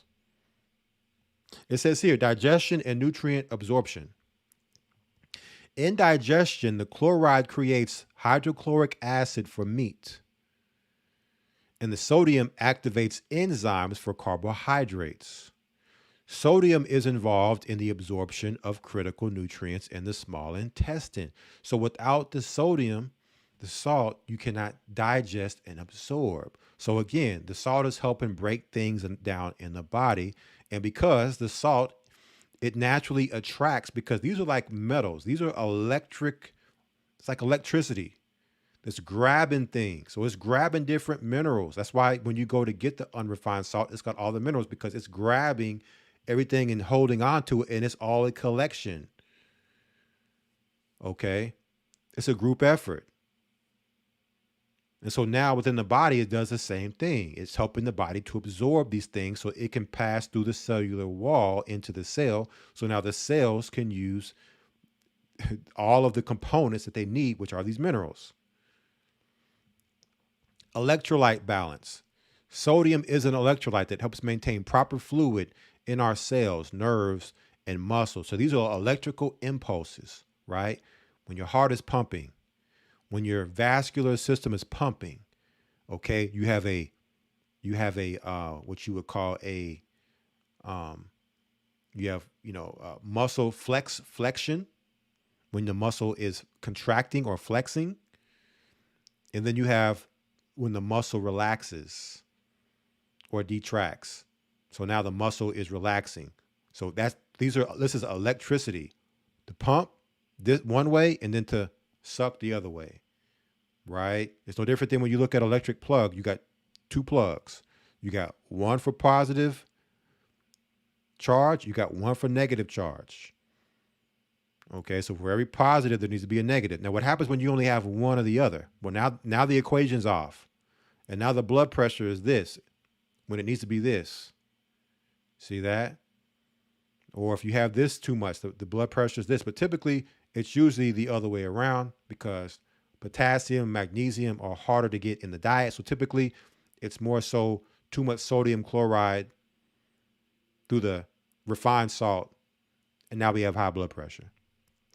But high blood pressure isn't just caused from bad dieting. High blood pressure can be caused from a myriad of other different things happening in the body: stress, depression, anxiety, sin. Okay, so there's a lot of different things that going on with high blood pressure. However, if you don't have the proper electrolyte balance, then you're now running the risk of these health issues we're seeing here. These things, these functions won't be happening. Hydration. Sodium helps your body retain water, thus preventing dehydration. Higher sodium intake may be needed to compensate for salt loss through sweating during exercise in warmer weather. You see that? So you find yourself very thirsty. Chances are you're not getting enough salt or the proper type of salt to get these minerals, these electrolytes. So the water can now cross over into the cell and into the tissue instead of just being in our blood. Muscle function. Sodium is essential for muscle contraction and relaxation. Because the heart is a muscle, it is also necessary for regular heartbeats. Nerve and brain function. Sodium transmits nerve impulses, enabling focused brain thoughts and commands such as muscle movement. So we have a society of mentally deranged individuals. Okay. Too much refined salt, not enough unrefined salt to help balance the brain. Nutrient transport. Sodium aids in transporting nutrients such as glucose and amino acids into cells. Okay, so now you're not having everything going into the cells. And what does that lead to? Cell death, organ failure, health complications. See that? So of course they would tell you salt's bad, or only get this amount of salt. pH regulation. Salt assists in maintaining the body's acid-base balance. A salt water rinse is beneficial for soothing sore throats and maintaining a healthy microbiome in the mouth. Saline solution. Salt water rinses are used for wound cleaning and breaking up phlegm and nasal passages. So salt is a cleanser. It can be put on wounds to help cleanse the wound because remember, it's cleaning, it's cleansing. Okay, so any place where there's something bad at, it can cleanse that. So that's why a lot of people use it for mouth washes, for gingivitis and things like that to help keep the healthy bacteria in the mouth and get rid of the bad bacteria. Speaking of cleansing, right? Speaking of cleansing and flushing, what is one of the ingredients in the grapefruit flush? Salt. In specific, Epsom salt, but it's salt nonetheless. And what is the purpose of the salt in the grapefruit flush? It is to help the body flush. So typically you would not consume this much salt at once. But in this case, you're consuming this much salt in the recipe because the salt is performing a different act or action that you would typically get on a day-to-day basis. By consuming this much salt in this detox, it's now causing a flushing reaction in the body. It's now causing the body to cleanse, get toxins out, get things moving. So now you're flushing out your colon, you're flushing out all your systems with the other ingredients that are involved in this grapefruit flush detox. So depending on what level of salt you're using will dictate what you're using it for. Okay. So there are many different ways that you would go about using salt. Now,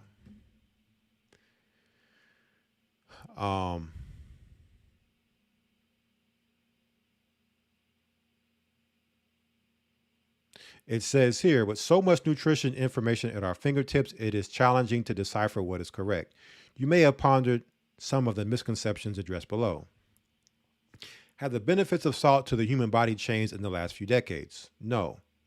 The only change was the campaign against salt by the government. While there is a connection between salt and the regulation of blood pressure, salt promotes good vascular health. Let me read that again. While there is a connection between salt and the regulation of blood pressure, salt promotes good vascular health. A meta-analysis of 6,250 participants proved no link between salt and high blood pressure and salt-related heart disease. So where's this coming from? Oh, just your government. The people who we should always trust when they tell us what's good for us and what's bad. I think I'll lean on the Creator to tell me what's good and what's bad for me. Okay? Along with the facts, the studies done that aren't being done disingenuously.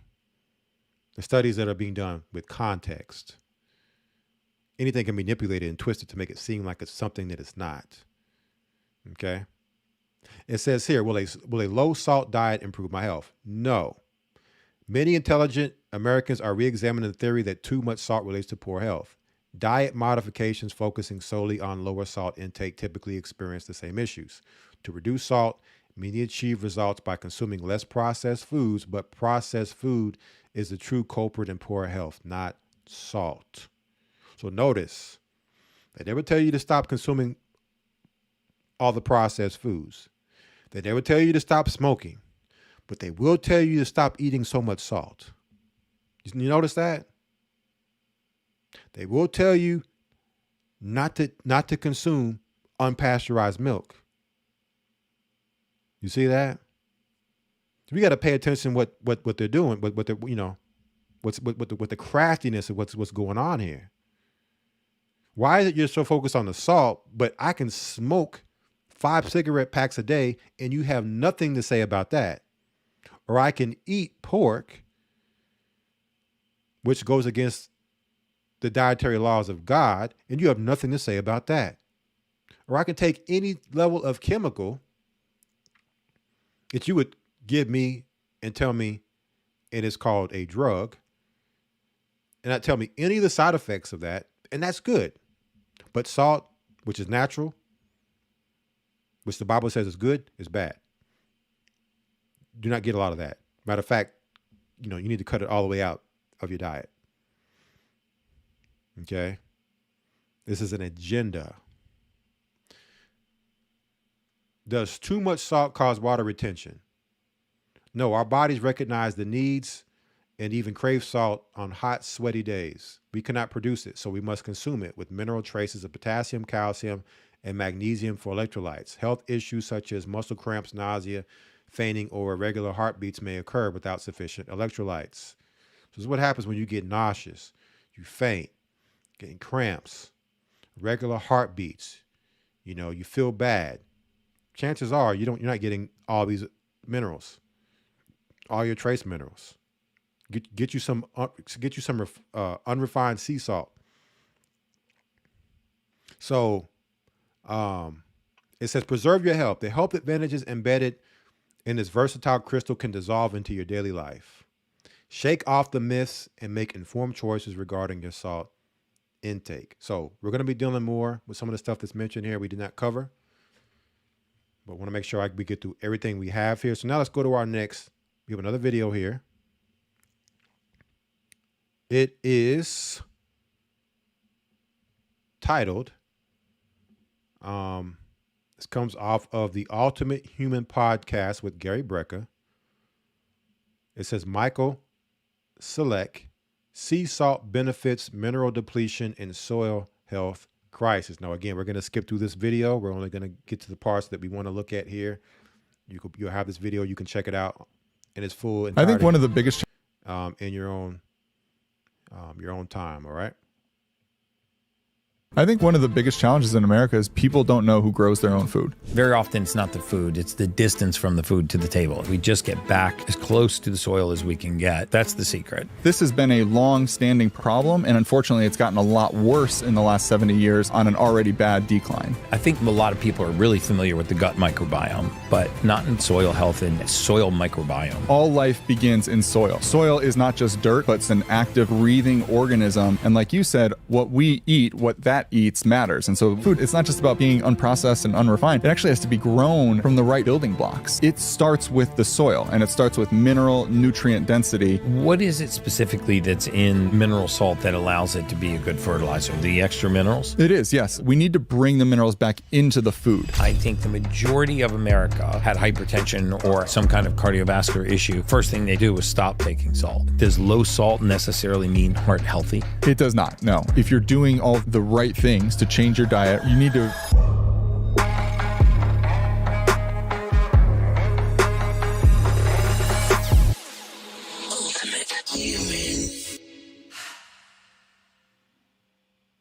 Hey guys, welcome back to the Ultimate Human Podcast. I'm your host, human biologist Gary Brecka, where we go down the road of everything anti-aging, biohacking, longevity, and everything in between. And today I have a very special guest, Michael, who's become an incredibly good friend of mine. We're actually partnered in a sea salt company that his family founded and started. I fell in love with this family and their commitment to the resources that they are actually mining and putting back in human beings' body. As you know, I am an enormous fan of Baja Gold sea salt. I'm an enormous fan of the minerals that are in mineral salts, not just the sodium content. But today we're going to take a diversion into how this kind of agriculture can restore life to the soil. You know, Bobby Kennedy talks a lot about it's not seed to table, it's really soil to table.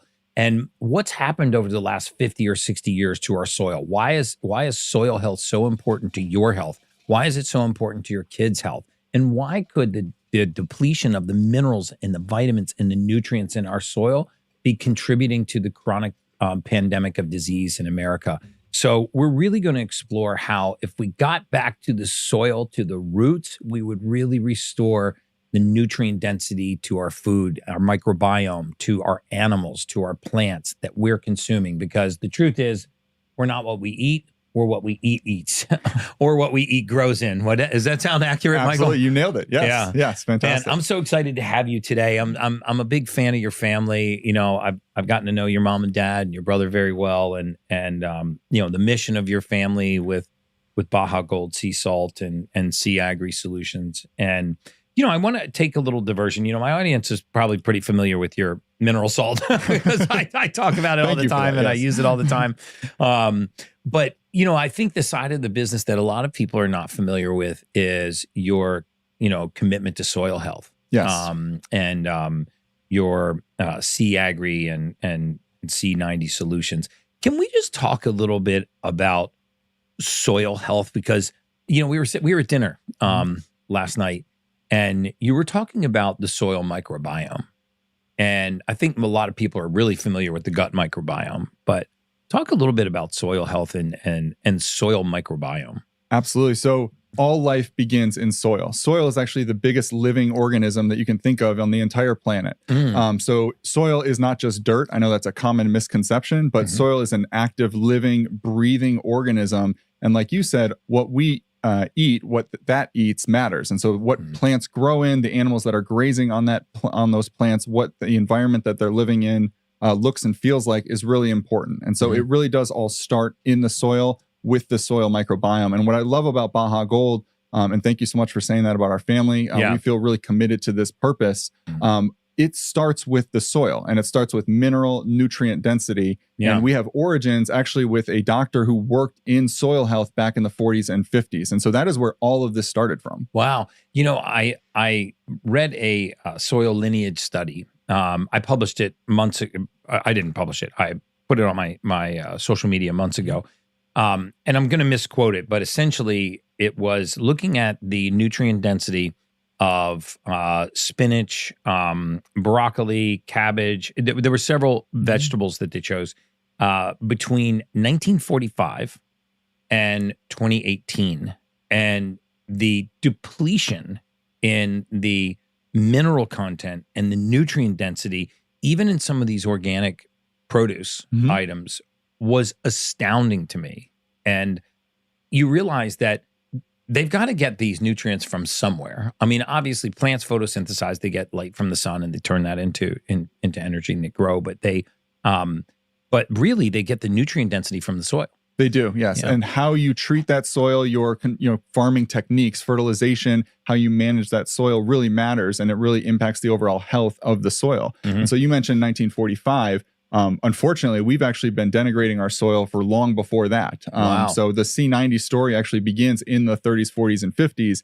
And Dr. Maynard Murray, who really pioneered this idea of sea energy agriculture, he looked at data from the early 1900s and found that even by the 40s, you were starting to see declines in vitamins and minerals in the produce that you're growing, the grains that you're growing, and then ultimately the animals that graze on those that grass, that pasture. It also is dropping in magnesium and calcium content in the milk, in the beef that you're eating. So my point is this. Now, remember, family, when we went into 2 Kings chapter 2, when they went to the land, they were in Jericho. Remember, the water was not, and the land was barren. What did the Most High tell them to go do? Take a cruse of water, put the salt in the water, pour it on the land and the waters of the land, and it became fruitful. It healed the land. Right. So what we're seeing here is that our land has been over agricultured. Okay. Too much tilling and harvesting on the land. Remember, in the scriptures, we are supposed to let our land every 7th year rest. The Jubilee year, right? Give it a rest. Let the land replenish itself. So you would basically crop rotate. That particular part of the land, you would not crop on that part of the land.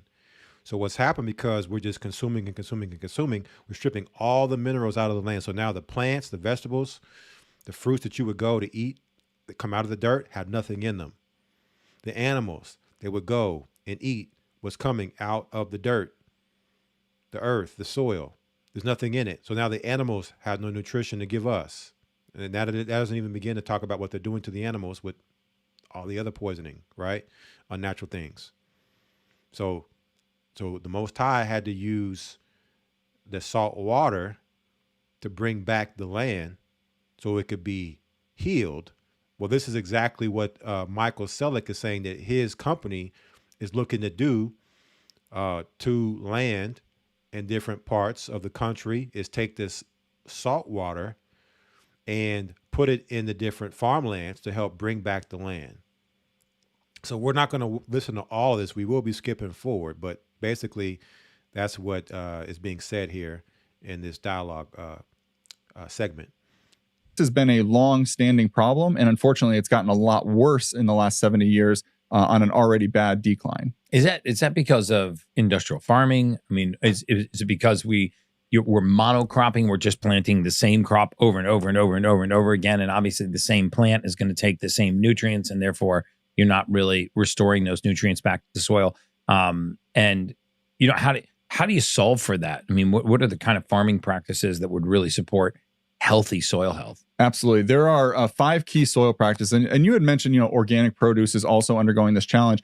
There are... the study that I published was organic produce. Organic, exactly. And so consumers do their best to try and understand, okay, I should buy organic. I should consume organic. Organic doesn't necessarily refer to the entirety of how you manage your soil and how you grow things. It really just refers to the inputs or the fertilizers and the way that you maybe fertilize what you're growing. So there's a whole other world about how you treat your soil, what you think about from a 5 and 10 year plan perspective. So there's wonderful work in this space by a gentleman named Gabe Brown and others in the regenerative ag industry. But there's 5 key soil health practices. Okay. So just quickly, the first one is you want to minimize disturbance of the soil. So for many, many centuries, there's been, or decades rather, there's been heavy tillage, which is this idea of like removing the entirety of the topsoil to plant the next season's crop. And so you actually remove a lot of the healthy When you say tissue. remove it, don't we just kind of turn it over, or do they actually Well, remove it? you may, that's fair. You may really just be turning it over. What you're doing is breaking all those bonds and connections for the bacteria and the fungi that live within that soil. So you're heavily disrupting the life.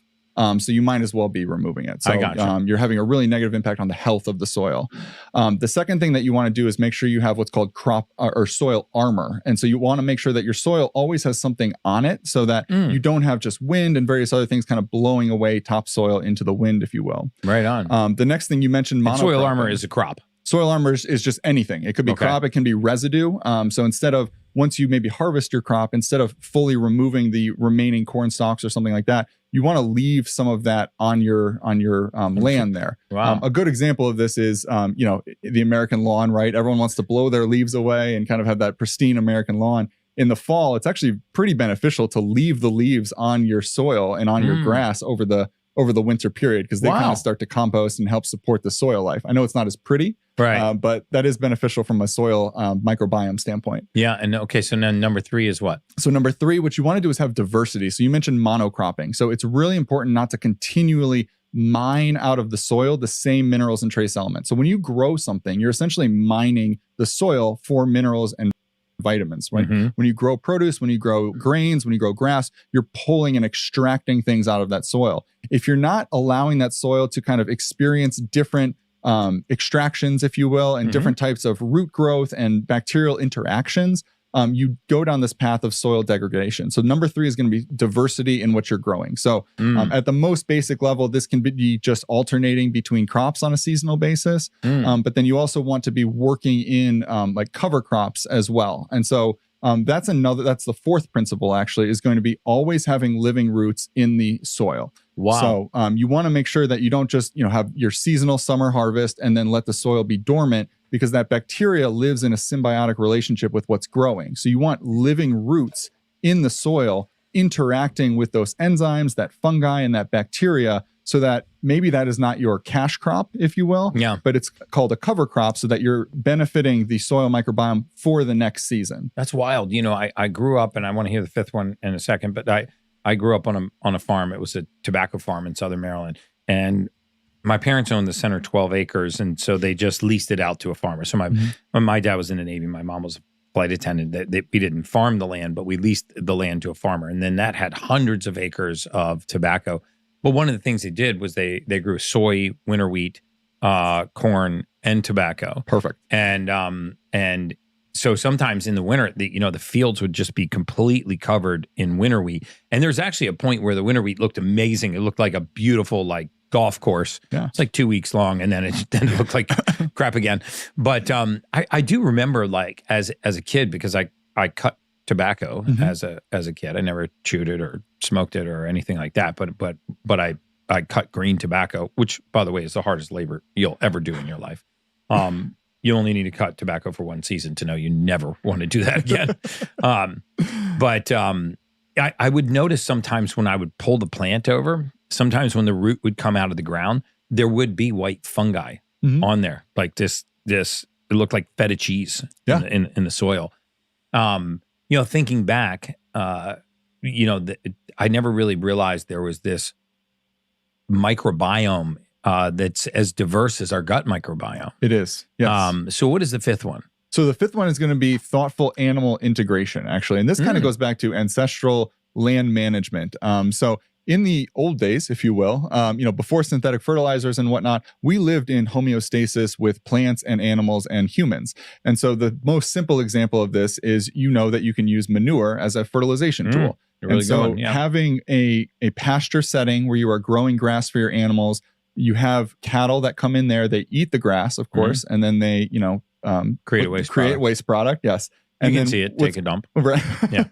And what's great about cattle is they have no shame. So they'll stomp in that waste product, and they'll actually bring it into the soil for you. And so they're self-fertilizing that land in a way that we've never really been able to replicate. So their waste product actually has the same gut bacteria and biome from the soil that they're growing. So it's all in symbiosis there. It's all working together. And then you also have this idea of, diversity, because if you've ever seen cattle or whatnot, they will have maybe seeds of other plants that kind of get attracted to them, and then they stomp them into a different pasture. And then all of a sudden you have a different, species of grass growing over there. And so you end up with this really nice a non-homogeneous kind of pasture setting. Yeah. And that leads to very, very healthy soil because of all of these elements working together. Yeah. So keep in mind, it's important to understand this aspect, because when we don't have this happening to the land that we get our food from, therefore now we become nutrient deficient. Okay. And that's a huge problem. The reason why we have, health crisis in America, one of the sickest nations in the world with the highest healthcare costs.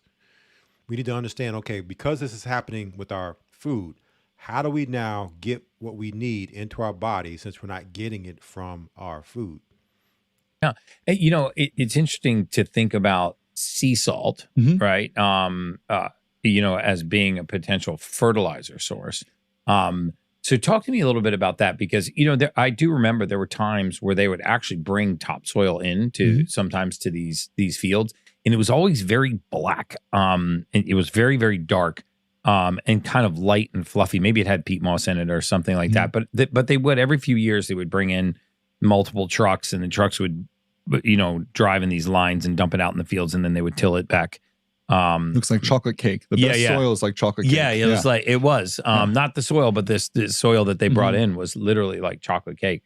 But where do because I don't think that most of us think about salt as, we know it's a mineral, but as something that could fertilize the soil. But it's more than just that, right? It is, yes. And I'm excited to kind of share more about what C90 and Baja Gold are relative to table salt, of course. Yeah. We are not talking about table salt, NaCl Sodium here. chloride. This is a mineral-rich sea salt. It has a significantly lower sodium chloride percentage and much higher proportionally magnesium, calcium, boron, all of your trace minerals, and all of the accompanying macro minerals. So the story is really cool. Actually, this gentleman, Dr. Maynard Murray here, so he was a doctor, and he was looking at the food nutrient analysis in the 40s and 50s. And at this point, you were already seeing these declines in mineral content, essentially, from what we were growing. And he made the connection that human health was also declining because the food that we were eating was not mineral rich. So the theme of this whole episode is minerals. Why they matter, right? Yeah, no, listen, you don't have to convince me. You just got to convince people that are listening. So he said, okay, if we're not getting the minerals from our food, we need to bring the minerals back into the food. And he also found that around that time, there was a lot of just work being done around blue zones and marine life and kind of better understanding oceans. People still say to this day, we better understand outer space than we do our own oceans, right? And so you can imagine there's still a lot of research going on. We refer to the oceans as saltwater, when really that kind of betrays what it is. It's really this complex mineral-rich saline solution. It's not just saltwater, right? It has magnesium, potassium, calcium, all of Earth's minerals and trace elements. And so what Dr. Murray said was, if our soils are depleted from all of these minerals and trace elements, can we use this, God-given miracle solution here, the ocean, which is so full of vitality, and refertilize, remineralize our soils? And so his whole journey started with that concept. Can you bring the vitality of the ocean to America's heartland and help grow healthier food for our people? One of my favorite biohacks outside of breath work by far is mineral. And now how do you harvest it? I mean, I know it's harvested in Mexico, and I've looked at your practices, sort of staying away from the perimeter of these big flats where the salt dries, where the mineral salt dries, and harvesting more towards the center, so you reduce the metal content, which we should talk about too, because there've been a lot of salts in the news lately, Celtic salt, pink Himalayan sea salt, that have been really pinged for having abnormally high and dangerously high, in some cases, heavy metal content. Is it naturally occurring? Is there a way to remove it? Should we remove it? Should we be concerned about it? How does it get in there? Yeah, so thanks for bringing that up. I want to answer that truthfully, transparently, and with full context.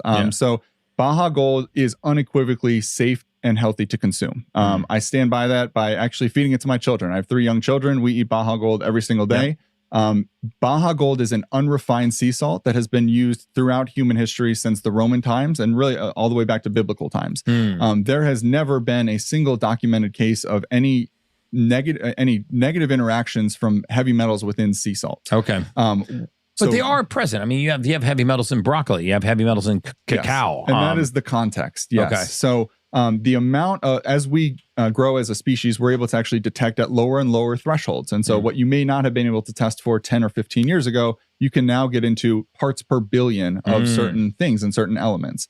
And so Baja Gold, the one that most everyone talks about is lead. And so Baja Gold does have a very minute amount of naturally occurring lead within the Baja Gold sea salt. That amount of lead is less than or comparable to a single serving of something like spinach, quinoa, baked potato, or even a sweet potato. And so when you think about the Earth's crust and soil, there is a very minute amount of heavy metals in our soil. And so root vegetables, leafy greens, they will also have a very minute amount of heavy metals. Again, the amount that you're consuming is the important part there. You don't consume a significant amount of salt throughout your day the way you do with other things. So it's really important to look at not just the quote unquote percentage or the parts per billion, but the actual amount consumed in micrograms, for instance. Yeah. We also methylate heavy metals. I think people struggle to understand that. There are so many light metals in the body: magnesium, zinc, copper, vitamin B12 is a metal that we don't realize are so important to our mental health. They're so important to our emotional health. They're so important to our physical fitness, nerve transmission. There's so many things that these light metals do. As soon as you say heavy metals like mercury, lead, arsenic, I was telling someone the other day, I said, you realize that if your blood pressure was so high right this moment that you called 911, when they got on site, the first thing they would do is they would actually bag you with saline. It's not water, it's saline. Yeah, it's not water. And when you're so deep. So check that out. If 911 was called because your blood pressure was so high and they came, first thing they're gonna do is connect you with some salt water. But I thought salt was bad for high blood pressure. Why are they giving you saline upon arriving to pick you up for high blood pressure, right? And giving you a saline solution and an IV. Right, it's just simple common sense and critical thinking that we have to do to understand that there's a lot of fraud being sold to us when it comes to our health. Dehydrated that you need intravenous fluid. The first fluid they give you is a saline IV. I mean, when I was racing triathlons, whenever somebody, we called it bonking, would bonk and end up on the side of the road. Usually what would happen is they would get severe cramps first and that would make them stop.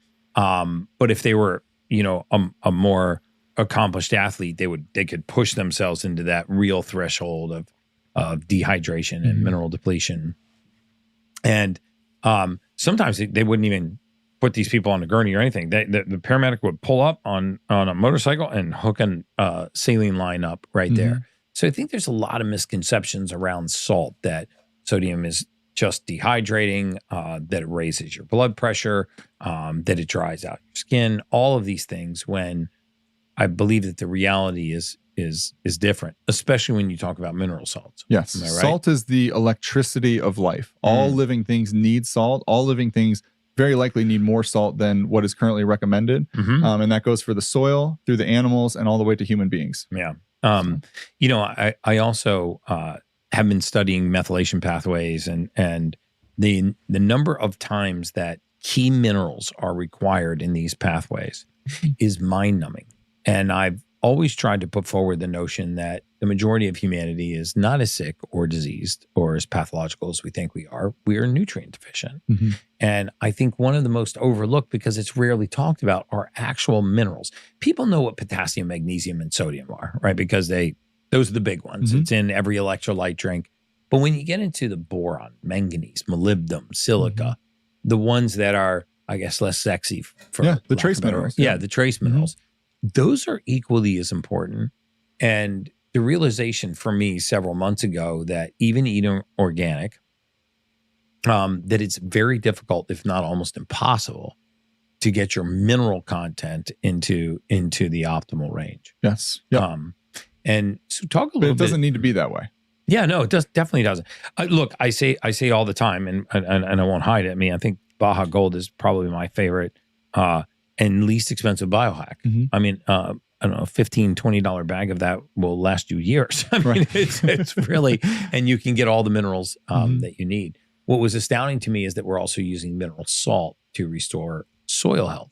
So what else is in the salt besides sodium, obviously sodium chloride?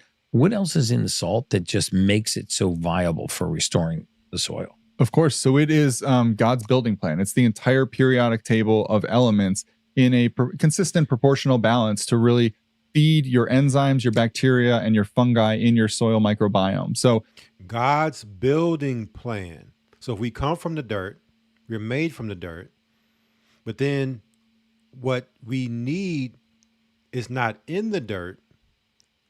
How do we overcome the deficiency? Right? So, of course, a lot of this talk is dealing with getting the soil back, regenerative, farming and those type of things. And, really good information for those who have land or looking to get land. But what do we do in the meantime for us as people every day to make sure that we get what we need in our bodies, right? So, if that makes sense. Wow.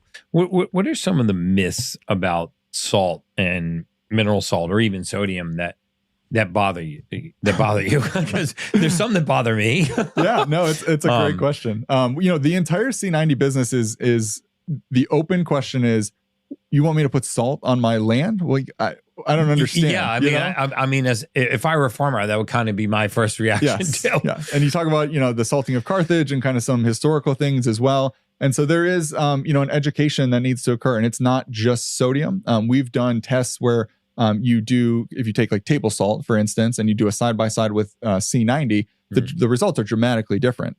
In 90% of cases, just putting pure table salt will not provide benefits for you. Right. But when it's C90, which is a reduced sodium, extra minerals and trace elements, solution for you, then that soil responds positively. Then you get the plant growth, you get the nutrient density improvements. So that's the number one, thing on the agriculture side of things, is just help me understand why I need to do this. I think too, when we talk about minerals, like I said, people know the big ones: potassium, sodium, magnesium. They don't realize the molybdenum, the silica, the manganese, the boron, all of these other copper, all of these other minerals that are naturally occurring in nature that are critical to biophysiologic processes. I believe that the majority of our country is mineral deficient. They are. Right. Full stop. Yes. Yeah. Okay. Great. And that if you actually saw this chart, and I do this sometimes when I do stage talks, I'll put up this really complicated chart of methylation pathways and cellular biology. And I do it first to freak people out a little bit, because it must be frustrating that you hear a lot about salt not being heart healthy. Salt raises blood pressure. Even though, I talk about this all the time. If your blood pressure was so high that you called 911, the first thing they would do when they got there is they would bag you with saline. And sometimes they'll actually just squeeze it in to try to rapidly to lower your blood pressure. And I think the majority of America, if probably the majority of people listening or watching this podcast, would say, my father or grandfather was, had hypertension or had some kind of cardiovascular issue, and the first thing they told him to do was stop taking salt. Yes. And I mean, can you speak on that a little bit? I mean, does low salt necessarily mean heart healthy? It does not, no. And there has been a significant amount of research in this space from qualified individuals, and we can post that maybe in the show notes of I'd love to. I'll link it in the show notes for sure. But the amount of definitive research that says low salt is better for your heart is virtually nil. It is very context dependent. And in general, I think it's safe to say, if you are following a exercise protocol and eating healthy and you're practicing healthy lifestyles, the amount of salt that your body not only could benefit from, but really needs, is going to be much higher than what the recommended level is. Right. So today, I think the recommended level for sodium is about 2,000 milligrams per day, 2,000 to 2,300 milligrams per day. There's research that would show, again, if you're a healthy, active individual, you should be closer to that 4,000 to 6,000 milligrams of sodium per day to help keep everything moving. Again, salt is electricity. So it provides the electricity for your cells. If you are eating a mineral salt as well, then you're getting that magnesium. They talk about the sodium potassium pump and that connection. And so you have that added potassium to help your hydration and your overall cellular, processes. Okay. We believe that, again, everyone's context is individualized and they need to speak with a nutritionist and their doctor. But in most cases, the idea that lower salt is a healthier option, we would disagree with that. I would totally disagree with that. So let's now take what's being said here. We're going to reference this over to a doctor. Okay. And challenge and see what this doctor has to say about how much salt we should be getting. Is salt bad? Let's see if we get some confirmation here or if we get some opposition. This video titled "The Amazing Health Benefits of Salt, Controversial Science," and this is the topic of how much salt. Dr. Nick Zarowski. Okay.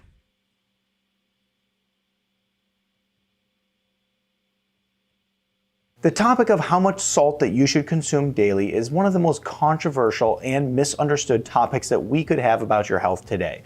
So that's why in this video, we are going to take it head on. We're going to first discuss whether or not salt is even healthy for you to consume. And then also we'll discuss how much you should be consuming every day. Hey Wellness Warrior, it's Dr. Zarowski, and for me growing up, salt was always considered something that was not that healthy for you. You never wanted to overdo it at the dinner table. You had to make sure that you kept it to a minimum because it could ruin your health. It could cause things like high blood pressure and so many things that you don't ever want to deal with. Things that so many people are facing today. It's one of those things where if we look at all the people who are suffering from cardiovascular complaints, whether it's cholesterol issues, high blood pressure, or even worse, heart disease, we always look back to salt and say, that potentially could be the culprit in today's Western medicine. But the fact is the reality is much different. I want you to tell me in the comments below, is this something that you were taught that you should be avoiding salt? And who taught you this? Because I'd be curious to know. Was it your doctor? Was it just maybe a family member? Who taught you that you should be avoiding salt? Now, I today have patients come in all the time and they tell me, Dr. Zarowski, I have high blood pressure and it just won't go down. I'm avoiding salt. I'm eating all the things I'm supposed to, and it just stays up there as they are sitting there with insulin resistance and on medication for that, and they're obese and they have all these problems, and their main concern is salt. And the fact is that they're looking for health solutions in all the wrong places. So let's go ahead and take a look at this whole salt topic. Now, the American Heart Association, the CDC, and even the FDA have their own recommendations as to how much salt you should be consuming. Now, the reason that they think this is a big deal is because they are telling us that consuming too much salt leads to a few things: high blood pressure, heart attack, and even strokes. So if you're consuming too much salt, you could end up in those shoes. And that's something you should reasonably be concerned about. If you look statistically how many people suffer from this, it's a huge number. Now, according to the American Heart Association,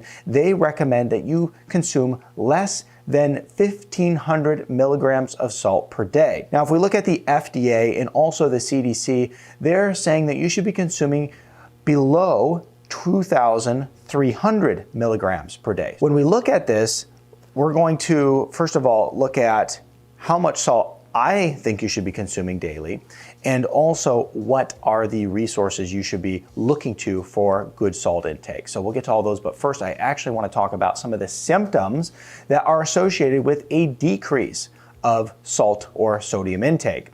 So here's some of the symptoms we have to look at. First is going to be increase in cravings. So if you have a sodium intake, essentially you are going to crave likely sweets much more. So more carbs, more sweets, and just a lot of foods that you shouldn't be eating. So you're gonna have an increase in cravings, of course, probably causing you to consume too many calories throughout the day, which could lead to a problem with you gaining too much weight.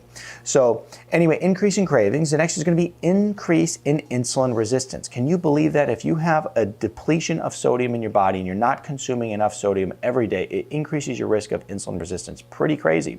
It also increases your blood glucose, increases stress hormones, which we know increases insulin resistance and blood sugar. So it's increasing. So increased insulin resistance and increasing blood glucose, these are, these are actual factors of diabetes, what we're seeing happening. First, it starts with the craving. So like you said, you're going to increase the carbs, the sugars. You're going down the diabetic highway. Increase in insulin resistance. You're going further down the diabetic highway. And then the increase in the blood glucose, you're at the end of the road for the diabetic highway. And now you have diabetes and you're needing insulin and it just goes, you just go down from there. So of course they would tell us not to consume enough salt and what salts we should be looking to consume. But it goes further. Remember we talked about hormones earlier in our other article. So we see that being mentioned here again. Those stress hormones. So you could see like these couple things could work synergistically off of each other.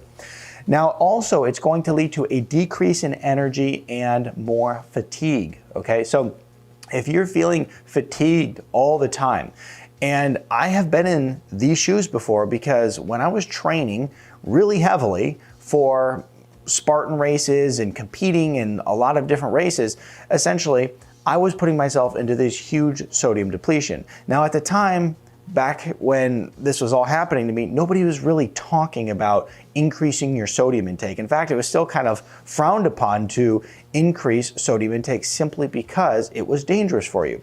So I would have these awful energy problems that would just kill me. And then, you know what I would do is I would turn to caffeine, and we'll talk about the problem of doing that in just a second, especially if you already have a low amount of sodium in your body. So next thing, it leads to poor sleep. People who have a lack of sodium in their diet, they find themselves waking up more throughout the night. It leads to arrhythmias. Okay, I felt this at a very young age. This is a huge thing. So if you're getting arrhythmias, look to increasing your sodium intake. It's very important. You know, the electrical system in the body requires sodium. It is an electrolyte. And so your heart, which is a muscle, will suffer if you don't have proper amounts of sodium in your diet. Next is muscle weakness. Okay, this is also very common. You're gonna get more spasms, you're gonna just feel weak and lethargic all the time. On our list next is erectile dysfunction, increase in LDLs. Now this one actually is pretty surprising because the research shows that it actually leads to an increase in LDLs if you have a lack of sodium in your diet. And you would think, according to what we hear from like the American Heart Association and typical Western medicine doctors, that you need to avoid salt if you want to avoid high LDLs. Well, if you don't have enough, increase in LDLs, and that's always considered, you know, the bad cholesterol according to today's doctors, which we don't want to get too far down that path, but that's kind of a myth too. And then also it leads to an increase in triglycerides. Okay, so all of these issues happen due to a lack of sodium in the diet. So this is something we really want to pay attention to and make sure that we are getting adequate sodium. Okay, now a good question that I typically get is, well, how do you get a depletion of sodium in your body? Well, there's a couple things. First of all, maybe you just weren't consuming enough to begin with, right? But the other thing is that you will lose sodium when you exercise. It's estimated that you lose about 1,200 milligrams of sodium per hour of exercise. Now, here's the thing too, is that it depends on the intensity of exercise too. Now, imagine like you're a football player in the heat of Florida, right? You are going to lose a lot more versus somebody who's maybe doing some light jogging in a cooler temperature. So you have to consider that. So it does depend on the intensity of exercise, but in general, around 1,200 milligrams per hour of exercise. Now, the other thing that causes you to lose sodium is drinking coffee. It's estimated that 2 coffees will cause you to lose right around 1,200 milligrams of sodium. And a lot of people drink around 2 coffees a day. Now, the irony of all of this is that if you follow the American Heart Association recommendations of consuming around 1,500 milligrams or less of sodium per day, and then you drink a coffee or you exercise, you're pretty much going to net 0 sodium intake, right? And so you could imagine what that's going to cause in the way of problems, health problems and symptoms for you. So, you know, their recommendations are silly because not only do they recommend that you only consume 1,500 milligrams or less, they also recommend that you exercise every day. So therefore, if you're exercising and only consuming that little amount of salt, you're pretty much going to be net zero at the end of the day. And your body needs this. It's very important. So that's kind of the irony of that situation. Now, the other thing that we really have to take into consideration here is it's not just about sodium.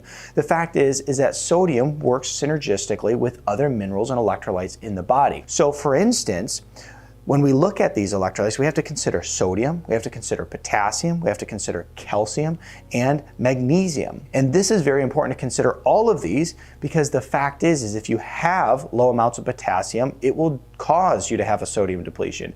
If your calcium's off, if your magnesium's low, and vice versa. So we want to make sure that we're not only increasing our sodium intake, but we're also getting adequate amounts of all of those other electrolytes as well. And this is why every day I drink an electrolyte formula. And this is very important to me because I exercise and have stress, and I drink coffee and all these things that could cause me to lose sodium from my body. So therefore I use an electrolyte formula. I'll put a link in the description to the one that I use.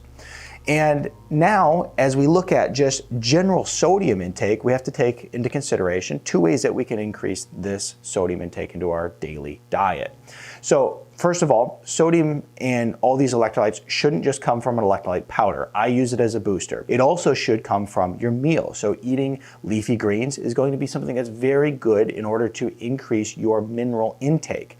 Now also, you can use other things in order to help increase sodium intake. So first of all, pink salt, Himalayan salt, or even Redmond's sea salt is going to all be good for you in order to actually increase your sodium intake every single day. Now, how much of this sodium should you consume?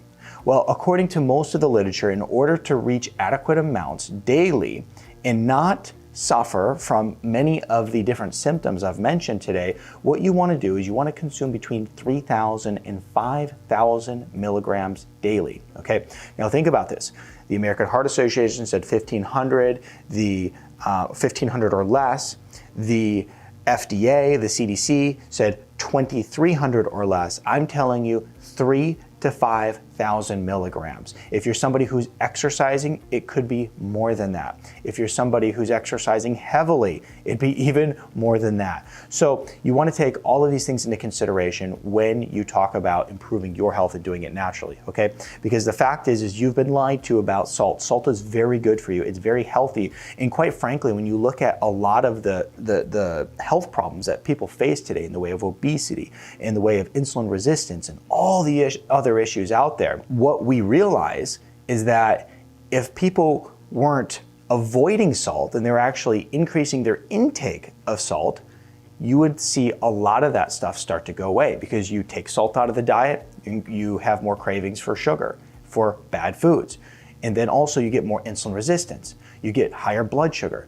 And so this is just something that spirals out of control. So we definitely want to make sure that we're keeping our salt intake up to adequate amounts between 3,000 to 5,000 milligrams per day so that we can experience the best health possible. And the thing is if you're having people tell you to avoid it because it's dangerous, you just maybe could educate them or you just don't take their health advice. And if your doctor is telling you that, maybe it's time to consider a different doctor because the fact is salt is something that is good for you. I hope you enjoyed this video. And if you really like this video, I recommend that you check.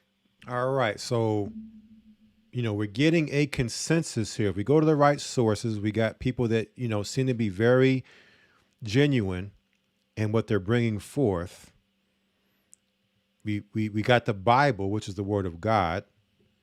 And so ultimately the Word of God is what we should be standing on first and foremost. But then we go past that to get confirmation from science to back up the Word of God, because for some people, they want to see, okay, explain this scientifically to me.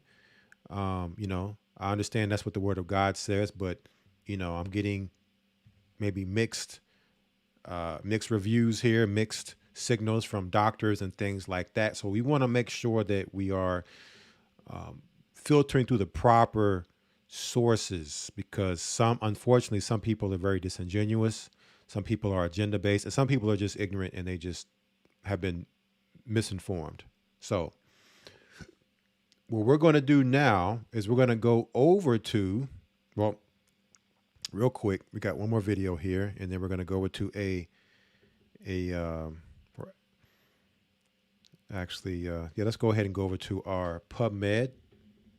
This is government website. And this particular PubMed article, okay, says natural sea salt consumption confers protection against hypertension and kidney damage in dull salt sensitive rats. So this is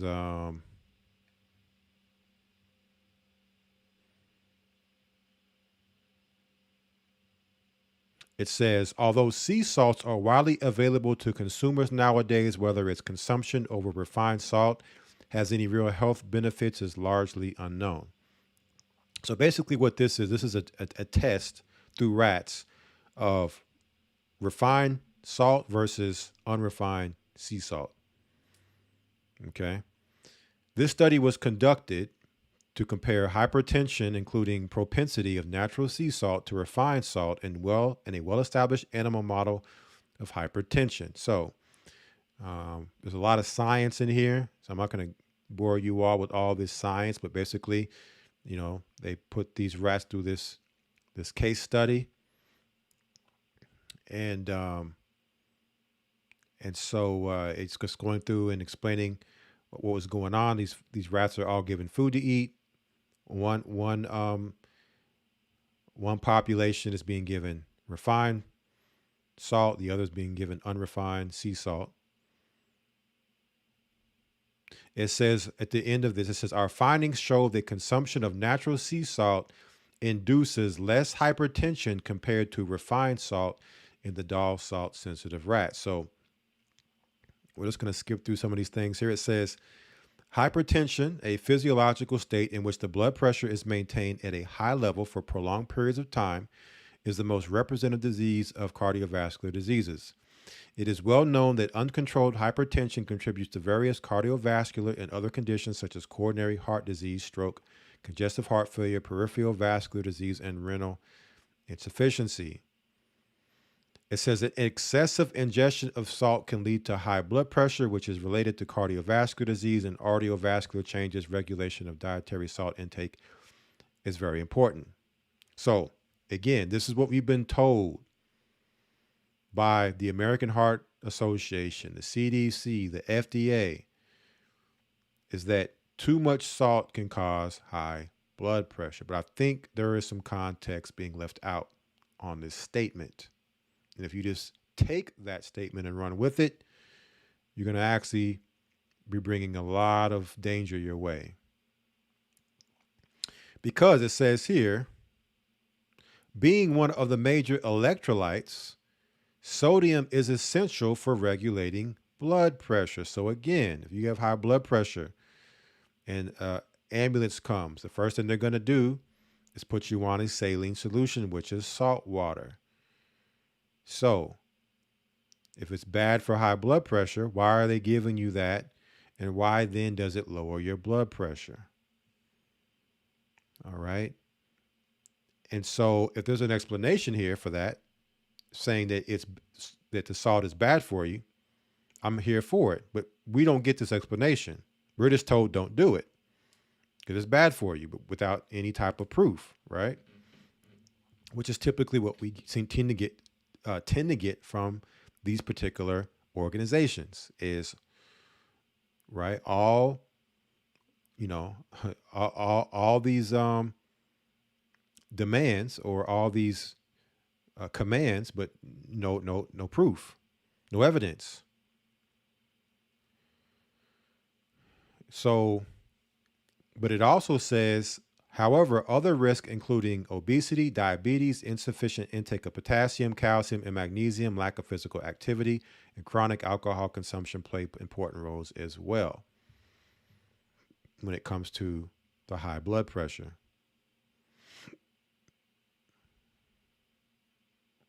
The essential role of dietary salt in hypertension has been emphasized for many years. Okay, so there's this huge controversy when it comes to salt and high blood pressure. The mainstream would tell us to reduce the salt.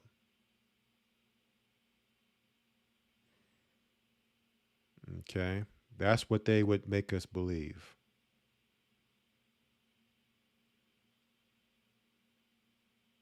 It says sea salt contains trace amounts of natural minerals such as magnesium, calcium, right? Different types of calciums here, with lower sodium compared to refined salt.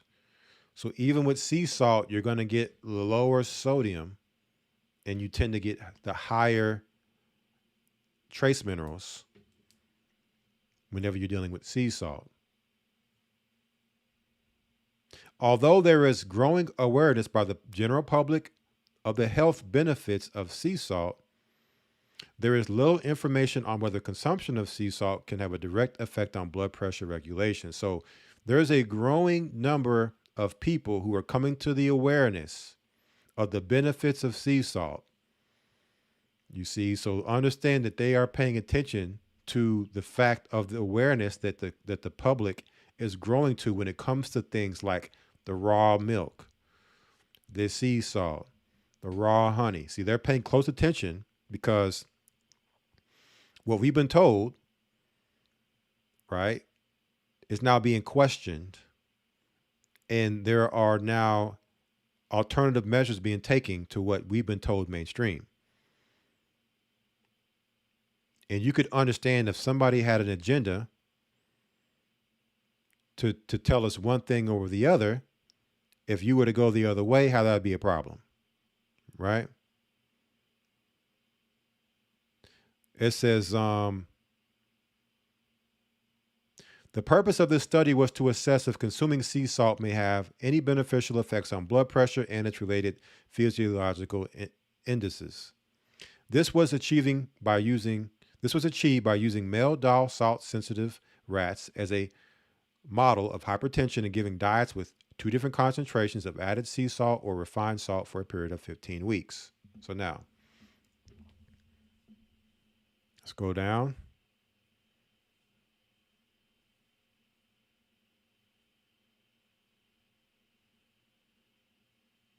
All types of tests that you see being done to see what's going on with these rats. Graphs, charts, tables.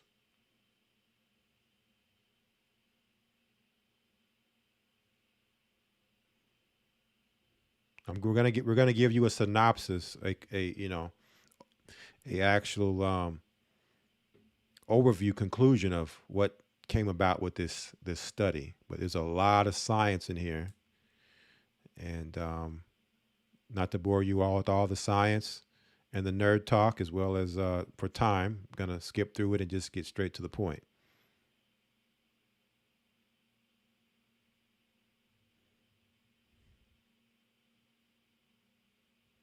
They've measured the kidneys.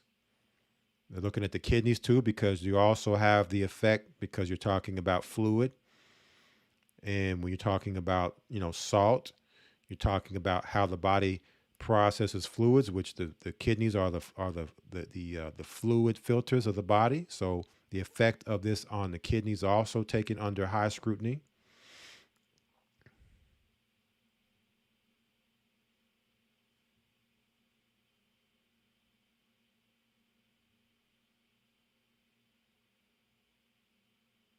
It says continuous management through proper lifestyle choices and necessary medical treatment is recommended for the prevention of hypertension.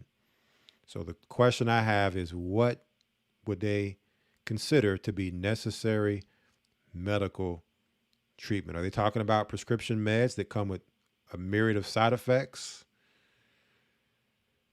which typically do the exact thing that they're telling you that it's there to help you with? If so, I know what the creator who created us, I think he would know what we need. I'll just stick with what he created and told us we needed, right? But that's my choice.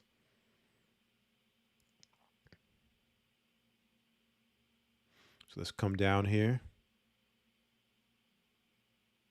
It says, getting kind of to the bottom of it here, it says all of these findings suggest that there are certain properties of sea salt that confers resistance to hypertension compared to refined salt. So they're basically making it known in this study, there's a difference between refined salt and sea salt. There's a difference because you're seeing a difference in the two groups that are in this study with what they're getting.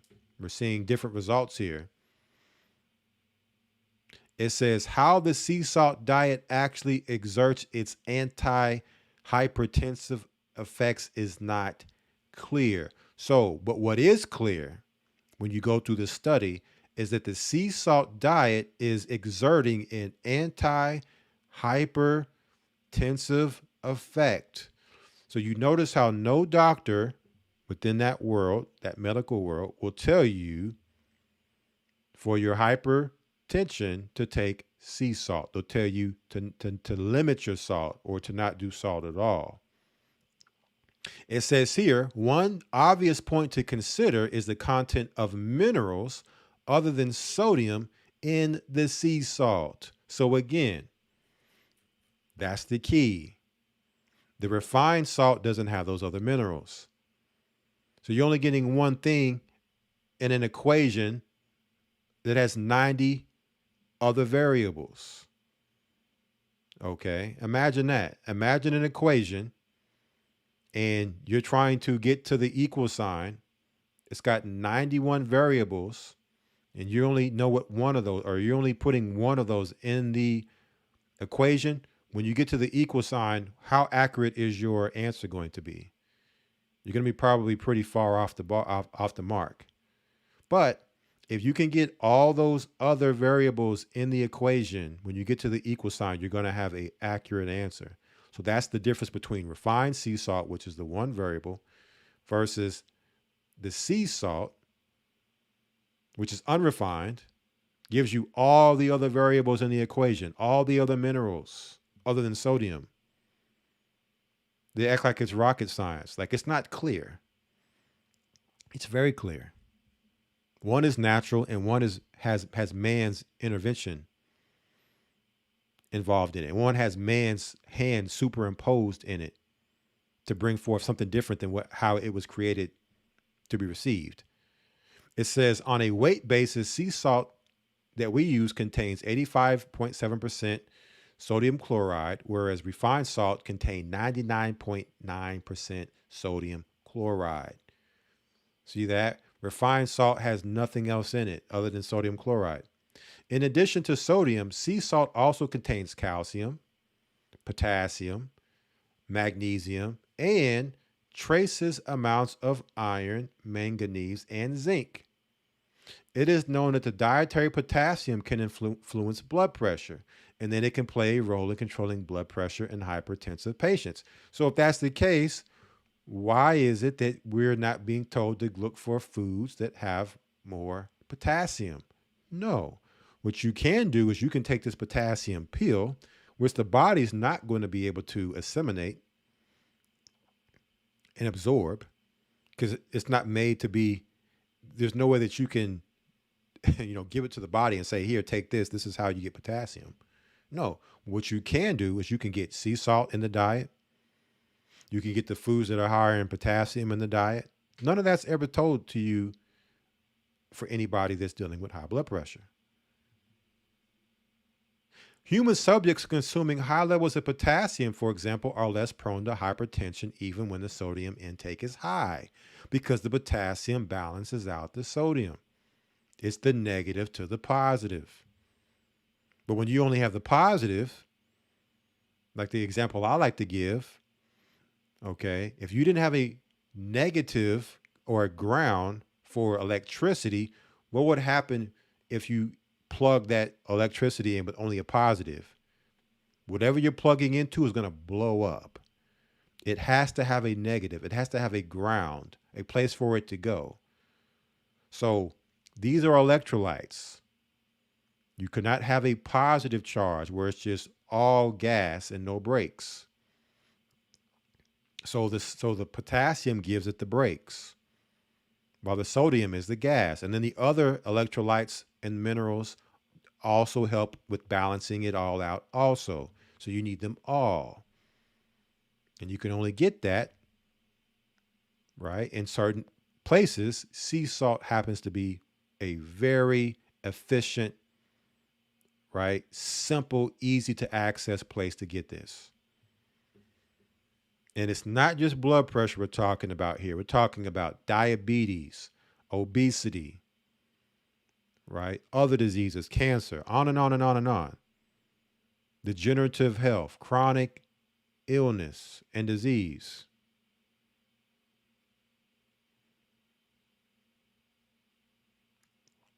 Calcium intake has been associated with hypertension as well, in that its intake enhances the relaxation of arterial vessel, thereby lowering blood pressure.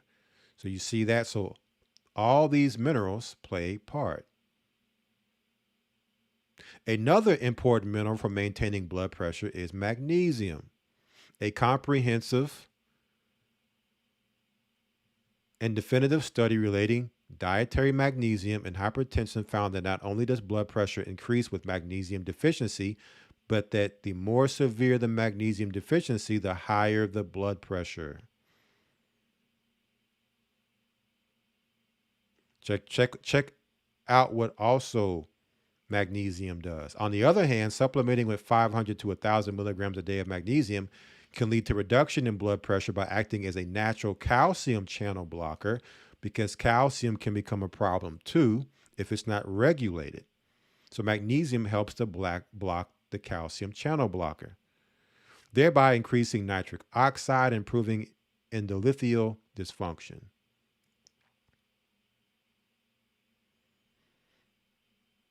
So it talks about performing an echocardiogram to determine if there's been any heart damage caused by the high blood pressure in the rats. So here's the conclusion. We conclude from our findings that both the level of salt intake as well as the type of salt can influence blood pressure. As expected, higher salt consumption led to higher blood pressure. Again, if you get too much of anything, it's bad. But as we're seeing, what they're telling us is 2 to 3 times lower than what we should be getting in sodium consumption. And we're not being told the proper sodium to focus on to make sure we're getting the right balance.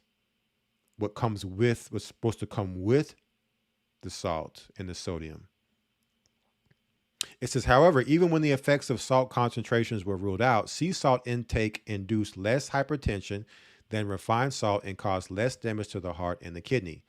It is likely that the major beneficial effect of sea salt is associated with the mineral content of the sea salt that is known to be antihypertensive, such as potassium, calcium, and magnesium. It is also possible that there are yet undetermined components of the sea salt that might confer resistance to hypertension. Further studies are required to elucidate the mechanism of how sea salt attenuates blood pressure.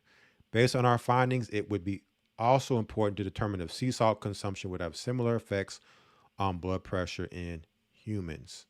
So it's pretty much the same for all life. Plants, animals, people. We have to have the minerals.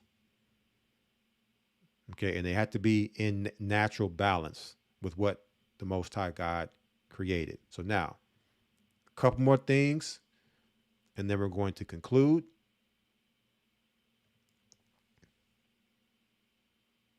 Danica Patrick on why she adds sea salt to every water bottle.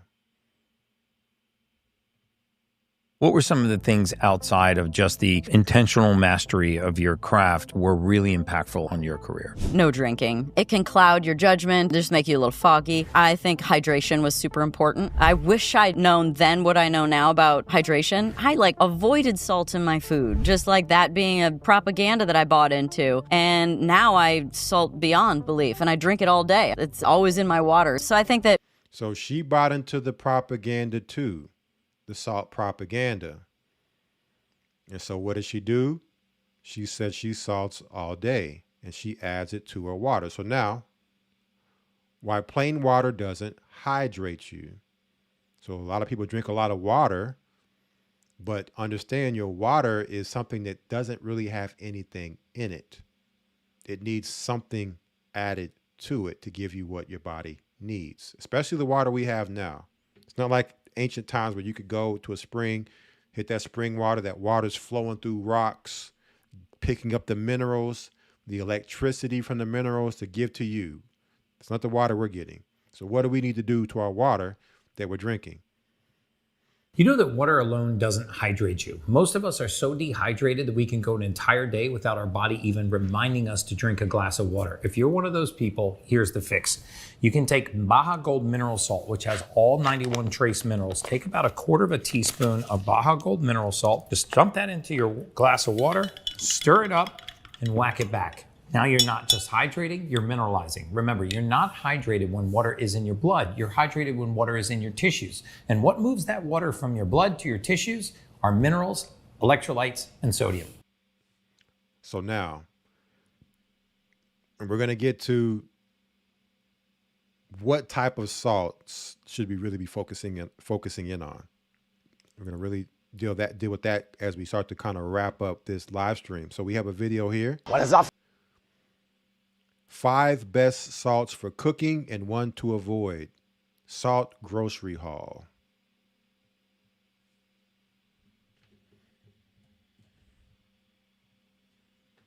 What is up, Flav City family? It's Bobby coming at you from Whole Foods because this video is all about salt. I mean, look at this wall of salt right here. There's so many options, products.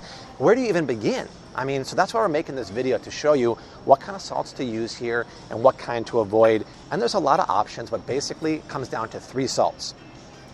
You basically want to avoid iodized salt. You want to use kosher salt for cooking, and you want to use sea salt for finishing. That's basically the gist of this video, but even within that category, there's a lot of options here. But I'm going to start with the most common salt out there. It's iodized salt, or regular table salt like this, is really, really bad because it's heavily refined and heavily processed. If I were to crack this open right now and pour it, it would stream out really, really nicely and it'd be white as can be. That's because this salt is heavily processed, heavily refined, and all of those essential minerals that are in here that are good for your body are stripped away, that add anti-caking agents that can sometimes include aluminum, which build up in your brain and can cause cancer. And they make it so it pours out really easily. Because of that, it's super cheap, and I would recommend staying away from this. It's also very salty because you get rid of all those minerals. When you ingest it, your body can't kind of process it properly because it doesn't have those minerals to kind of blend with. So I would stay away from this stuff because of the fact that it's so darn heavily processed. So, processed salt, highly processed and bleached. All the good minerals are stripped away. Full of fillers and anti-caking agents. Who in the world would create such a product and call it salt, or call it something that you would use for food? Right? This is of the devil. Okay? This has to be a natural invention of the devil against mankind. But that's processed salt. Let's keep going. There's more salts here. Instead, I would cook with kosher salt. Now there's 2 kinds of kosher salts you want to cook with. Morton's or Diamond Crystal. I feel like if you're an East Coast chef, you love Diamond Crystal. If you're from the Midwest, you love Morton's. But the kosher salt doesn't refer to the fact that a rabbi has blessed the salt. It hasn't. It refers to the fact that they use it for the koshering process to pull the blood out of animals to certify it to be kosher then.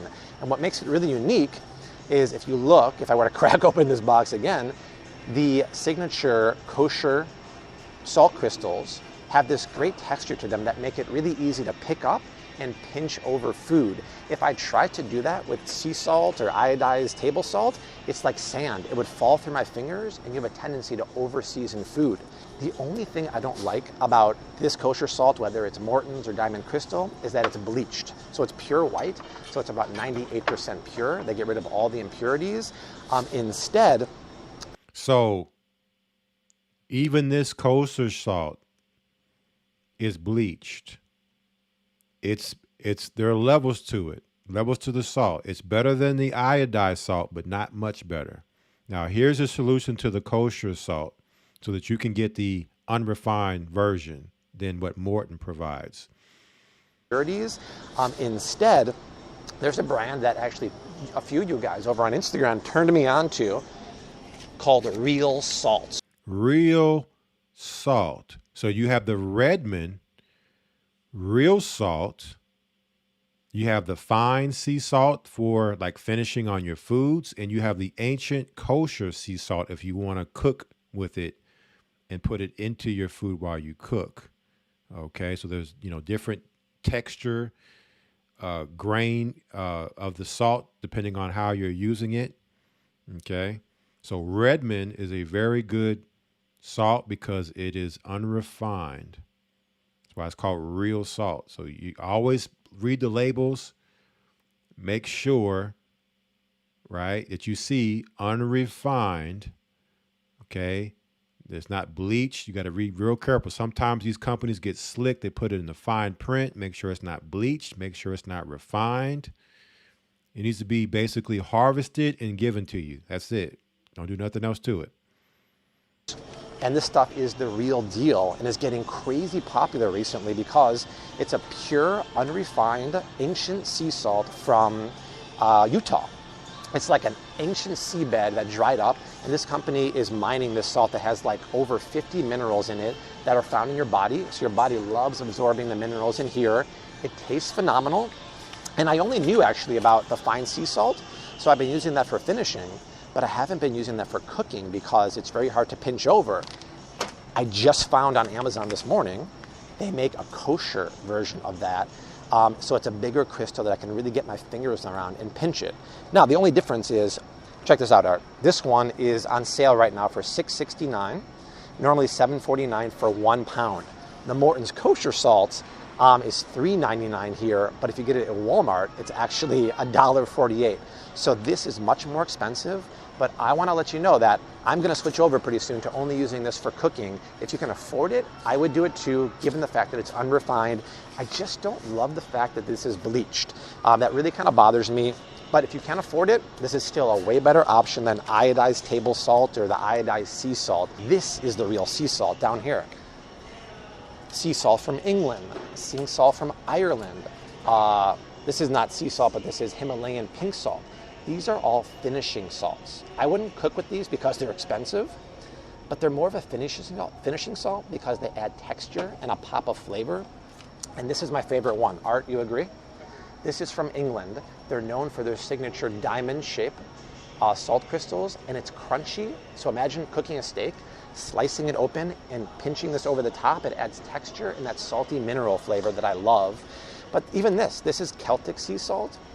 So they make sea salt like this by letting water dry out in sea ponds or tidal ponds, and they let the salt float to the surface and rake it. So it's very labor intensive, which is why it's a finishing salt, not a cooking salt. Now, I would also say that before I move on to the pink salt, a lot of people see me in my cooking videos and they see me pinch over healthy amounts of kosher salt, and they're like, whoa, Bobby, that's a lot of salt.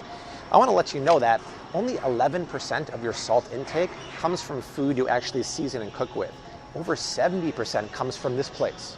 All of these processed ingredients here are loaded with salt, and not the good salt that I'm using. They're using the iodized low quality salt, and they're using way more than you can possibly use. That's why when you're cooking and using raw blend ingredients, season aggressively because you can't use more salt than they put in these prepackaged ingredients. I promise you that. But if you are watching your salt intake because you have high blood pressure, that's totally fine. You can cut down the amount of salt in a recipe and instead at the end squeeze in a little bit of lemon juice, and that kind of elevates the flavor without using too much salt. So that's a great.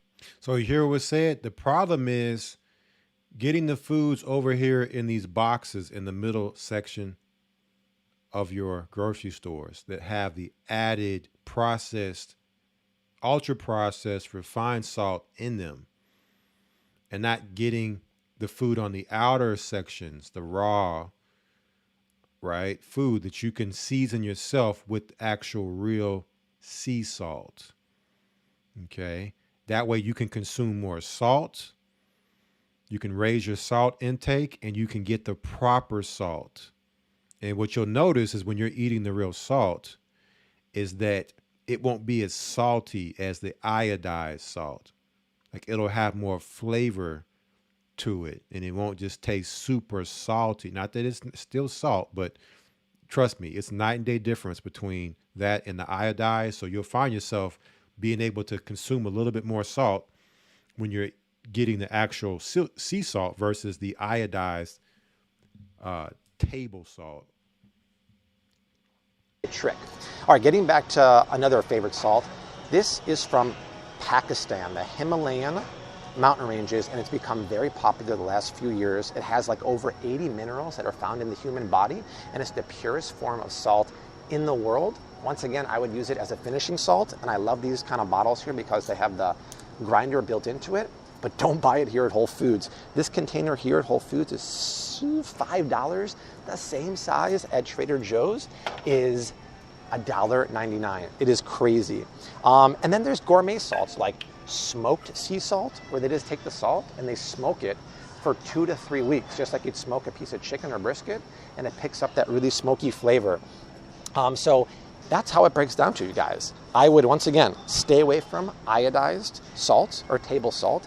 The iodine in there is not bad for you. It's just they put it in there a long time ago to help with iodine supplements or goiters or for pregnant women. But in today's society, you get plenty of iodine in your diet.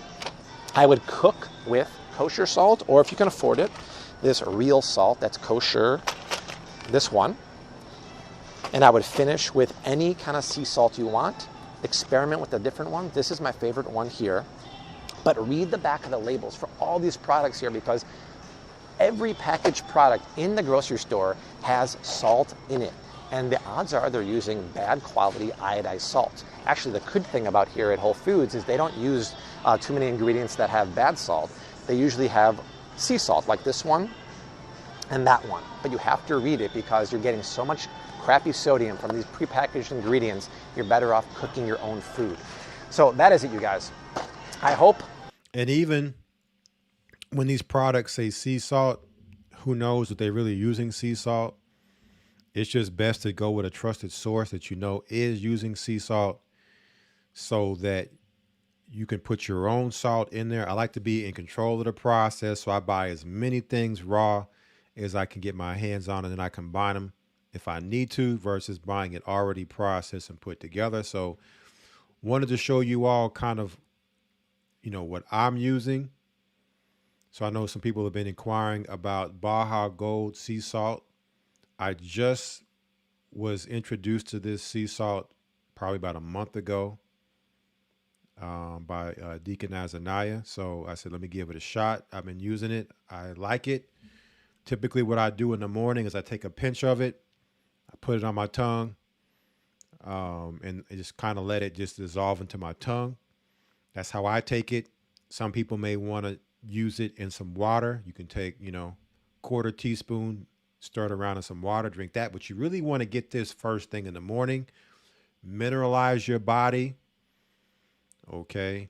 You can sprinkle it on your food. You want to make sure you're getting this, several times a day for the minerals spread out throughout the day. And just so we can actually see some of the information here on Baja Gold. Read it here. It says trace minerals, not trade-offs. Baja Gold is an unrefined mineral sea salt harvested from the Sea of Cortez. So the Sea of Cortez sits right in the crux of the Baja Peninsula in Mexico. Packed with trace minerals and essential nutrients, your body depends on to power muscle contractions, regulate blood pressure, support nerve function, and produce cellular energy. Unlike regular salt or other refined varieties, it retains its macro minerals and trace elements in their natural form, supporting hydration, energy, and whole body wellness. Our salt is free from synthetic additives, chemical processing, and anti-caking agents, so you get real salt with real benefits. So One thing I notice whenever I go to grab the salt and I pinch it, you can tell, you can just see the grains in it. It's not quite very clear. It has some haze to it, but you can tell it's kind of got like a moisture to it. And it just seems like what you would expect real salt to seem like, compared to when you look at table salt and it looks like it just has no life in it. Like the actual real sea salt looks like it has some life to it, if you know what I mean.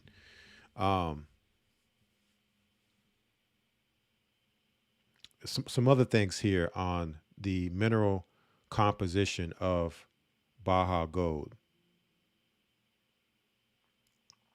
Trusted by experts like Dr. Eric Berg and Gary Brecka, Baja Gold is described as the ultimate biohack for cellular hydration, mineral absorption, and total wellness. Unlike synthetic supplements or overprocessed salts, Baja Gold delivers naturally balanced minerals the body can actually use, making it a go-to for those focused on performance, recovery, and longevity. So let's look at calcium here. Calcium is the most abundant mineral in the human body and plays a key role in bone structure, muscle movement, and nerve transmission. Baja Gold provides natural calcium in a bioavailable form, making it a powerful addition to mineral-conscious lifestyle. And then it goes into the different things that the calcium does. Magnesium supports over 300 biochemical reactions in the body and is crucial for everything from muscle contraction to energy metabolism. Found naturally in Baja Gold, this essential mineral helps regulate blood pressure, nerve function, and cellular repair. You got potassium, helps regulate fluid balance, nerve signals, and muscle contractions as a natural counterbalance to sodium. It plays a critical role in heart health and hydration. Baja Gold provides potassium in a natural mineral matrix, perfect for replenishment after physical activity or in everyday meals. Then sodium. Sodium is a misunderstood but vital mineral. When sourced naturally, as it is in Baja Gold, it plays a central role in hydration, electrolyte balance, and nerve function. Unlike processed table salt, Baja Gold provides sodium alongside complementary minerals like potassium and magnesium for better absorption and performance. And one thing that Baja Gold says within their mineral matrix is they say that it has less sodium and higher amounts of your other minerals like calcium, magnesium, potassium. So sodium is actually lower on the totem pole as far as the percentage that's found in their salt. Trace minerals like zinc, copper, and iron may be required in small amounts, but their impact on your health is enormous. From immune support to thyroid function and oxygen transport, these microminerals are vital to cellular processes and are naturally present in every serving of Baja Gold. So there's more here on this website. You can always learn more with their salt and different products. And so it actually goes into how their salt is collected and mined in their salt beds here off the coast of Baja, Mexico, Sea of Cortez. And so you can always come here to find out more. Me personally, what I typically do, like I said, I take this maybe a couple times a day, put it on my tongue, and just let it dissolve. I may wash it down with something to drink. I like coconut water. So the coconut water also has electrolytes in it. So coconut water, watermelon juice, some things I reach for to wash it down. Starting to take it at night now to see if it helps me with my sleep, continue to help me get good and solid sleep. So I use this salt in that way. And then I put, usually I use pink salt, Himalayan salt on my food. So whenever I'm seasoning, like for instance, I've cooked something and then I just want to garnish it off with some salt, I'll usually get some pink salt. So I'm using different salts, right? You kind of want to have a variety going. Just make sure it is unrefined. So you have like Celtic salt. Of course, we saw your Redmond salts. I know some of these companies, some of these different salts in recent times have come under scrutiny for, high heavy metal content. I don't know if that's, an agenda and propaganda to get you to go away from it or what. But, do your research. Just make sure it's unrefined. Try different salts out, but you definitely need to have this daily, and preferably as soon as you rise, get some of this in. And so you can already get your minerals going, get the electricity in your body going early as soon as you, before you get moving. So one more thing here. One final thing as we conclude. We have a CNN report. Secret healing powers of the Dead Sea on CNN. So it's interesting. One of the most salt-dense waters in the world is actually located in the land of Abraham.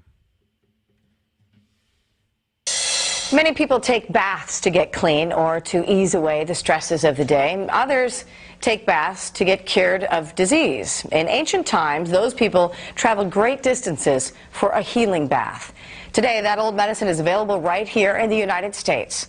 But does it really work? Tonight, as we continue our series, Ancient Cures, Modern Hope or Hoax, senior medical correspondent Dr. Sanjay Gupta looks at the curing power of the Dead Sea baths.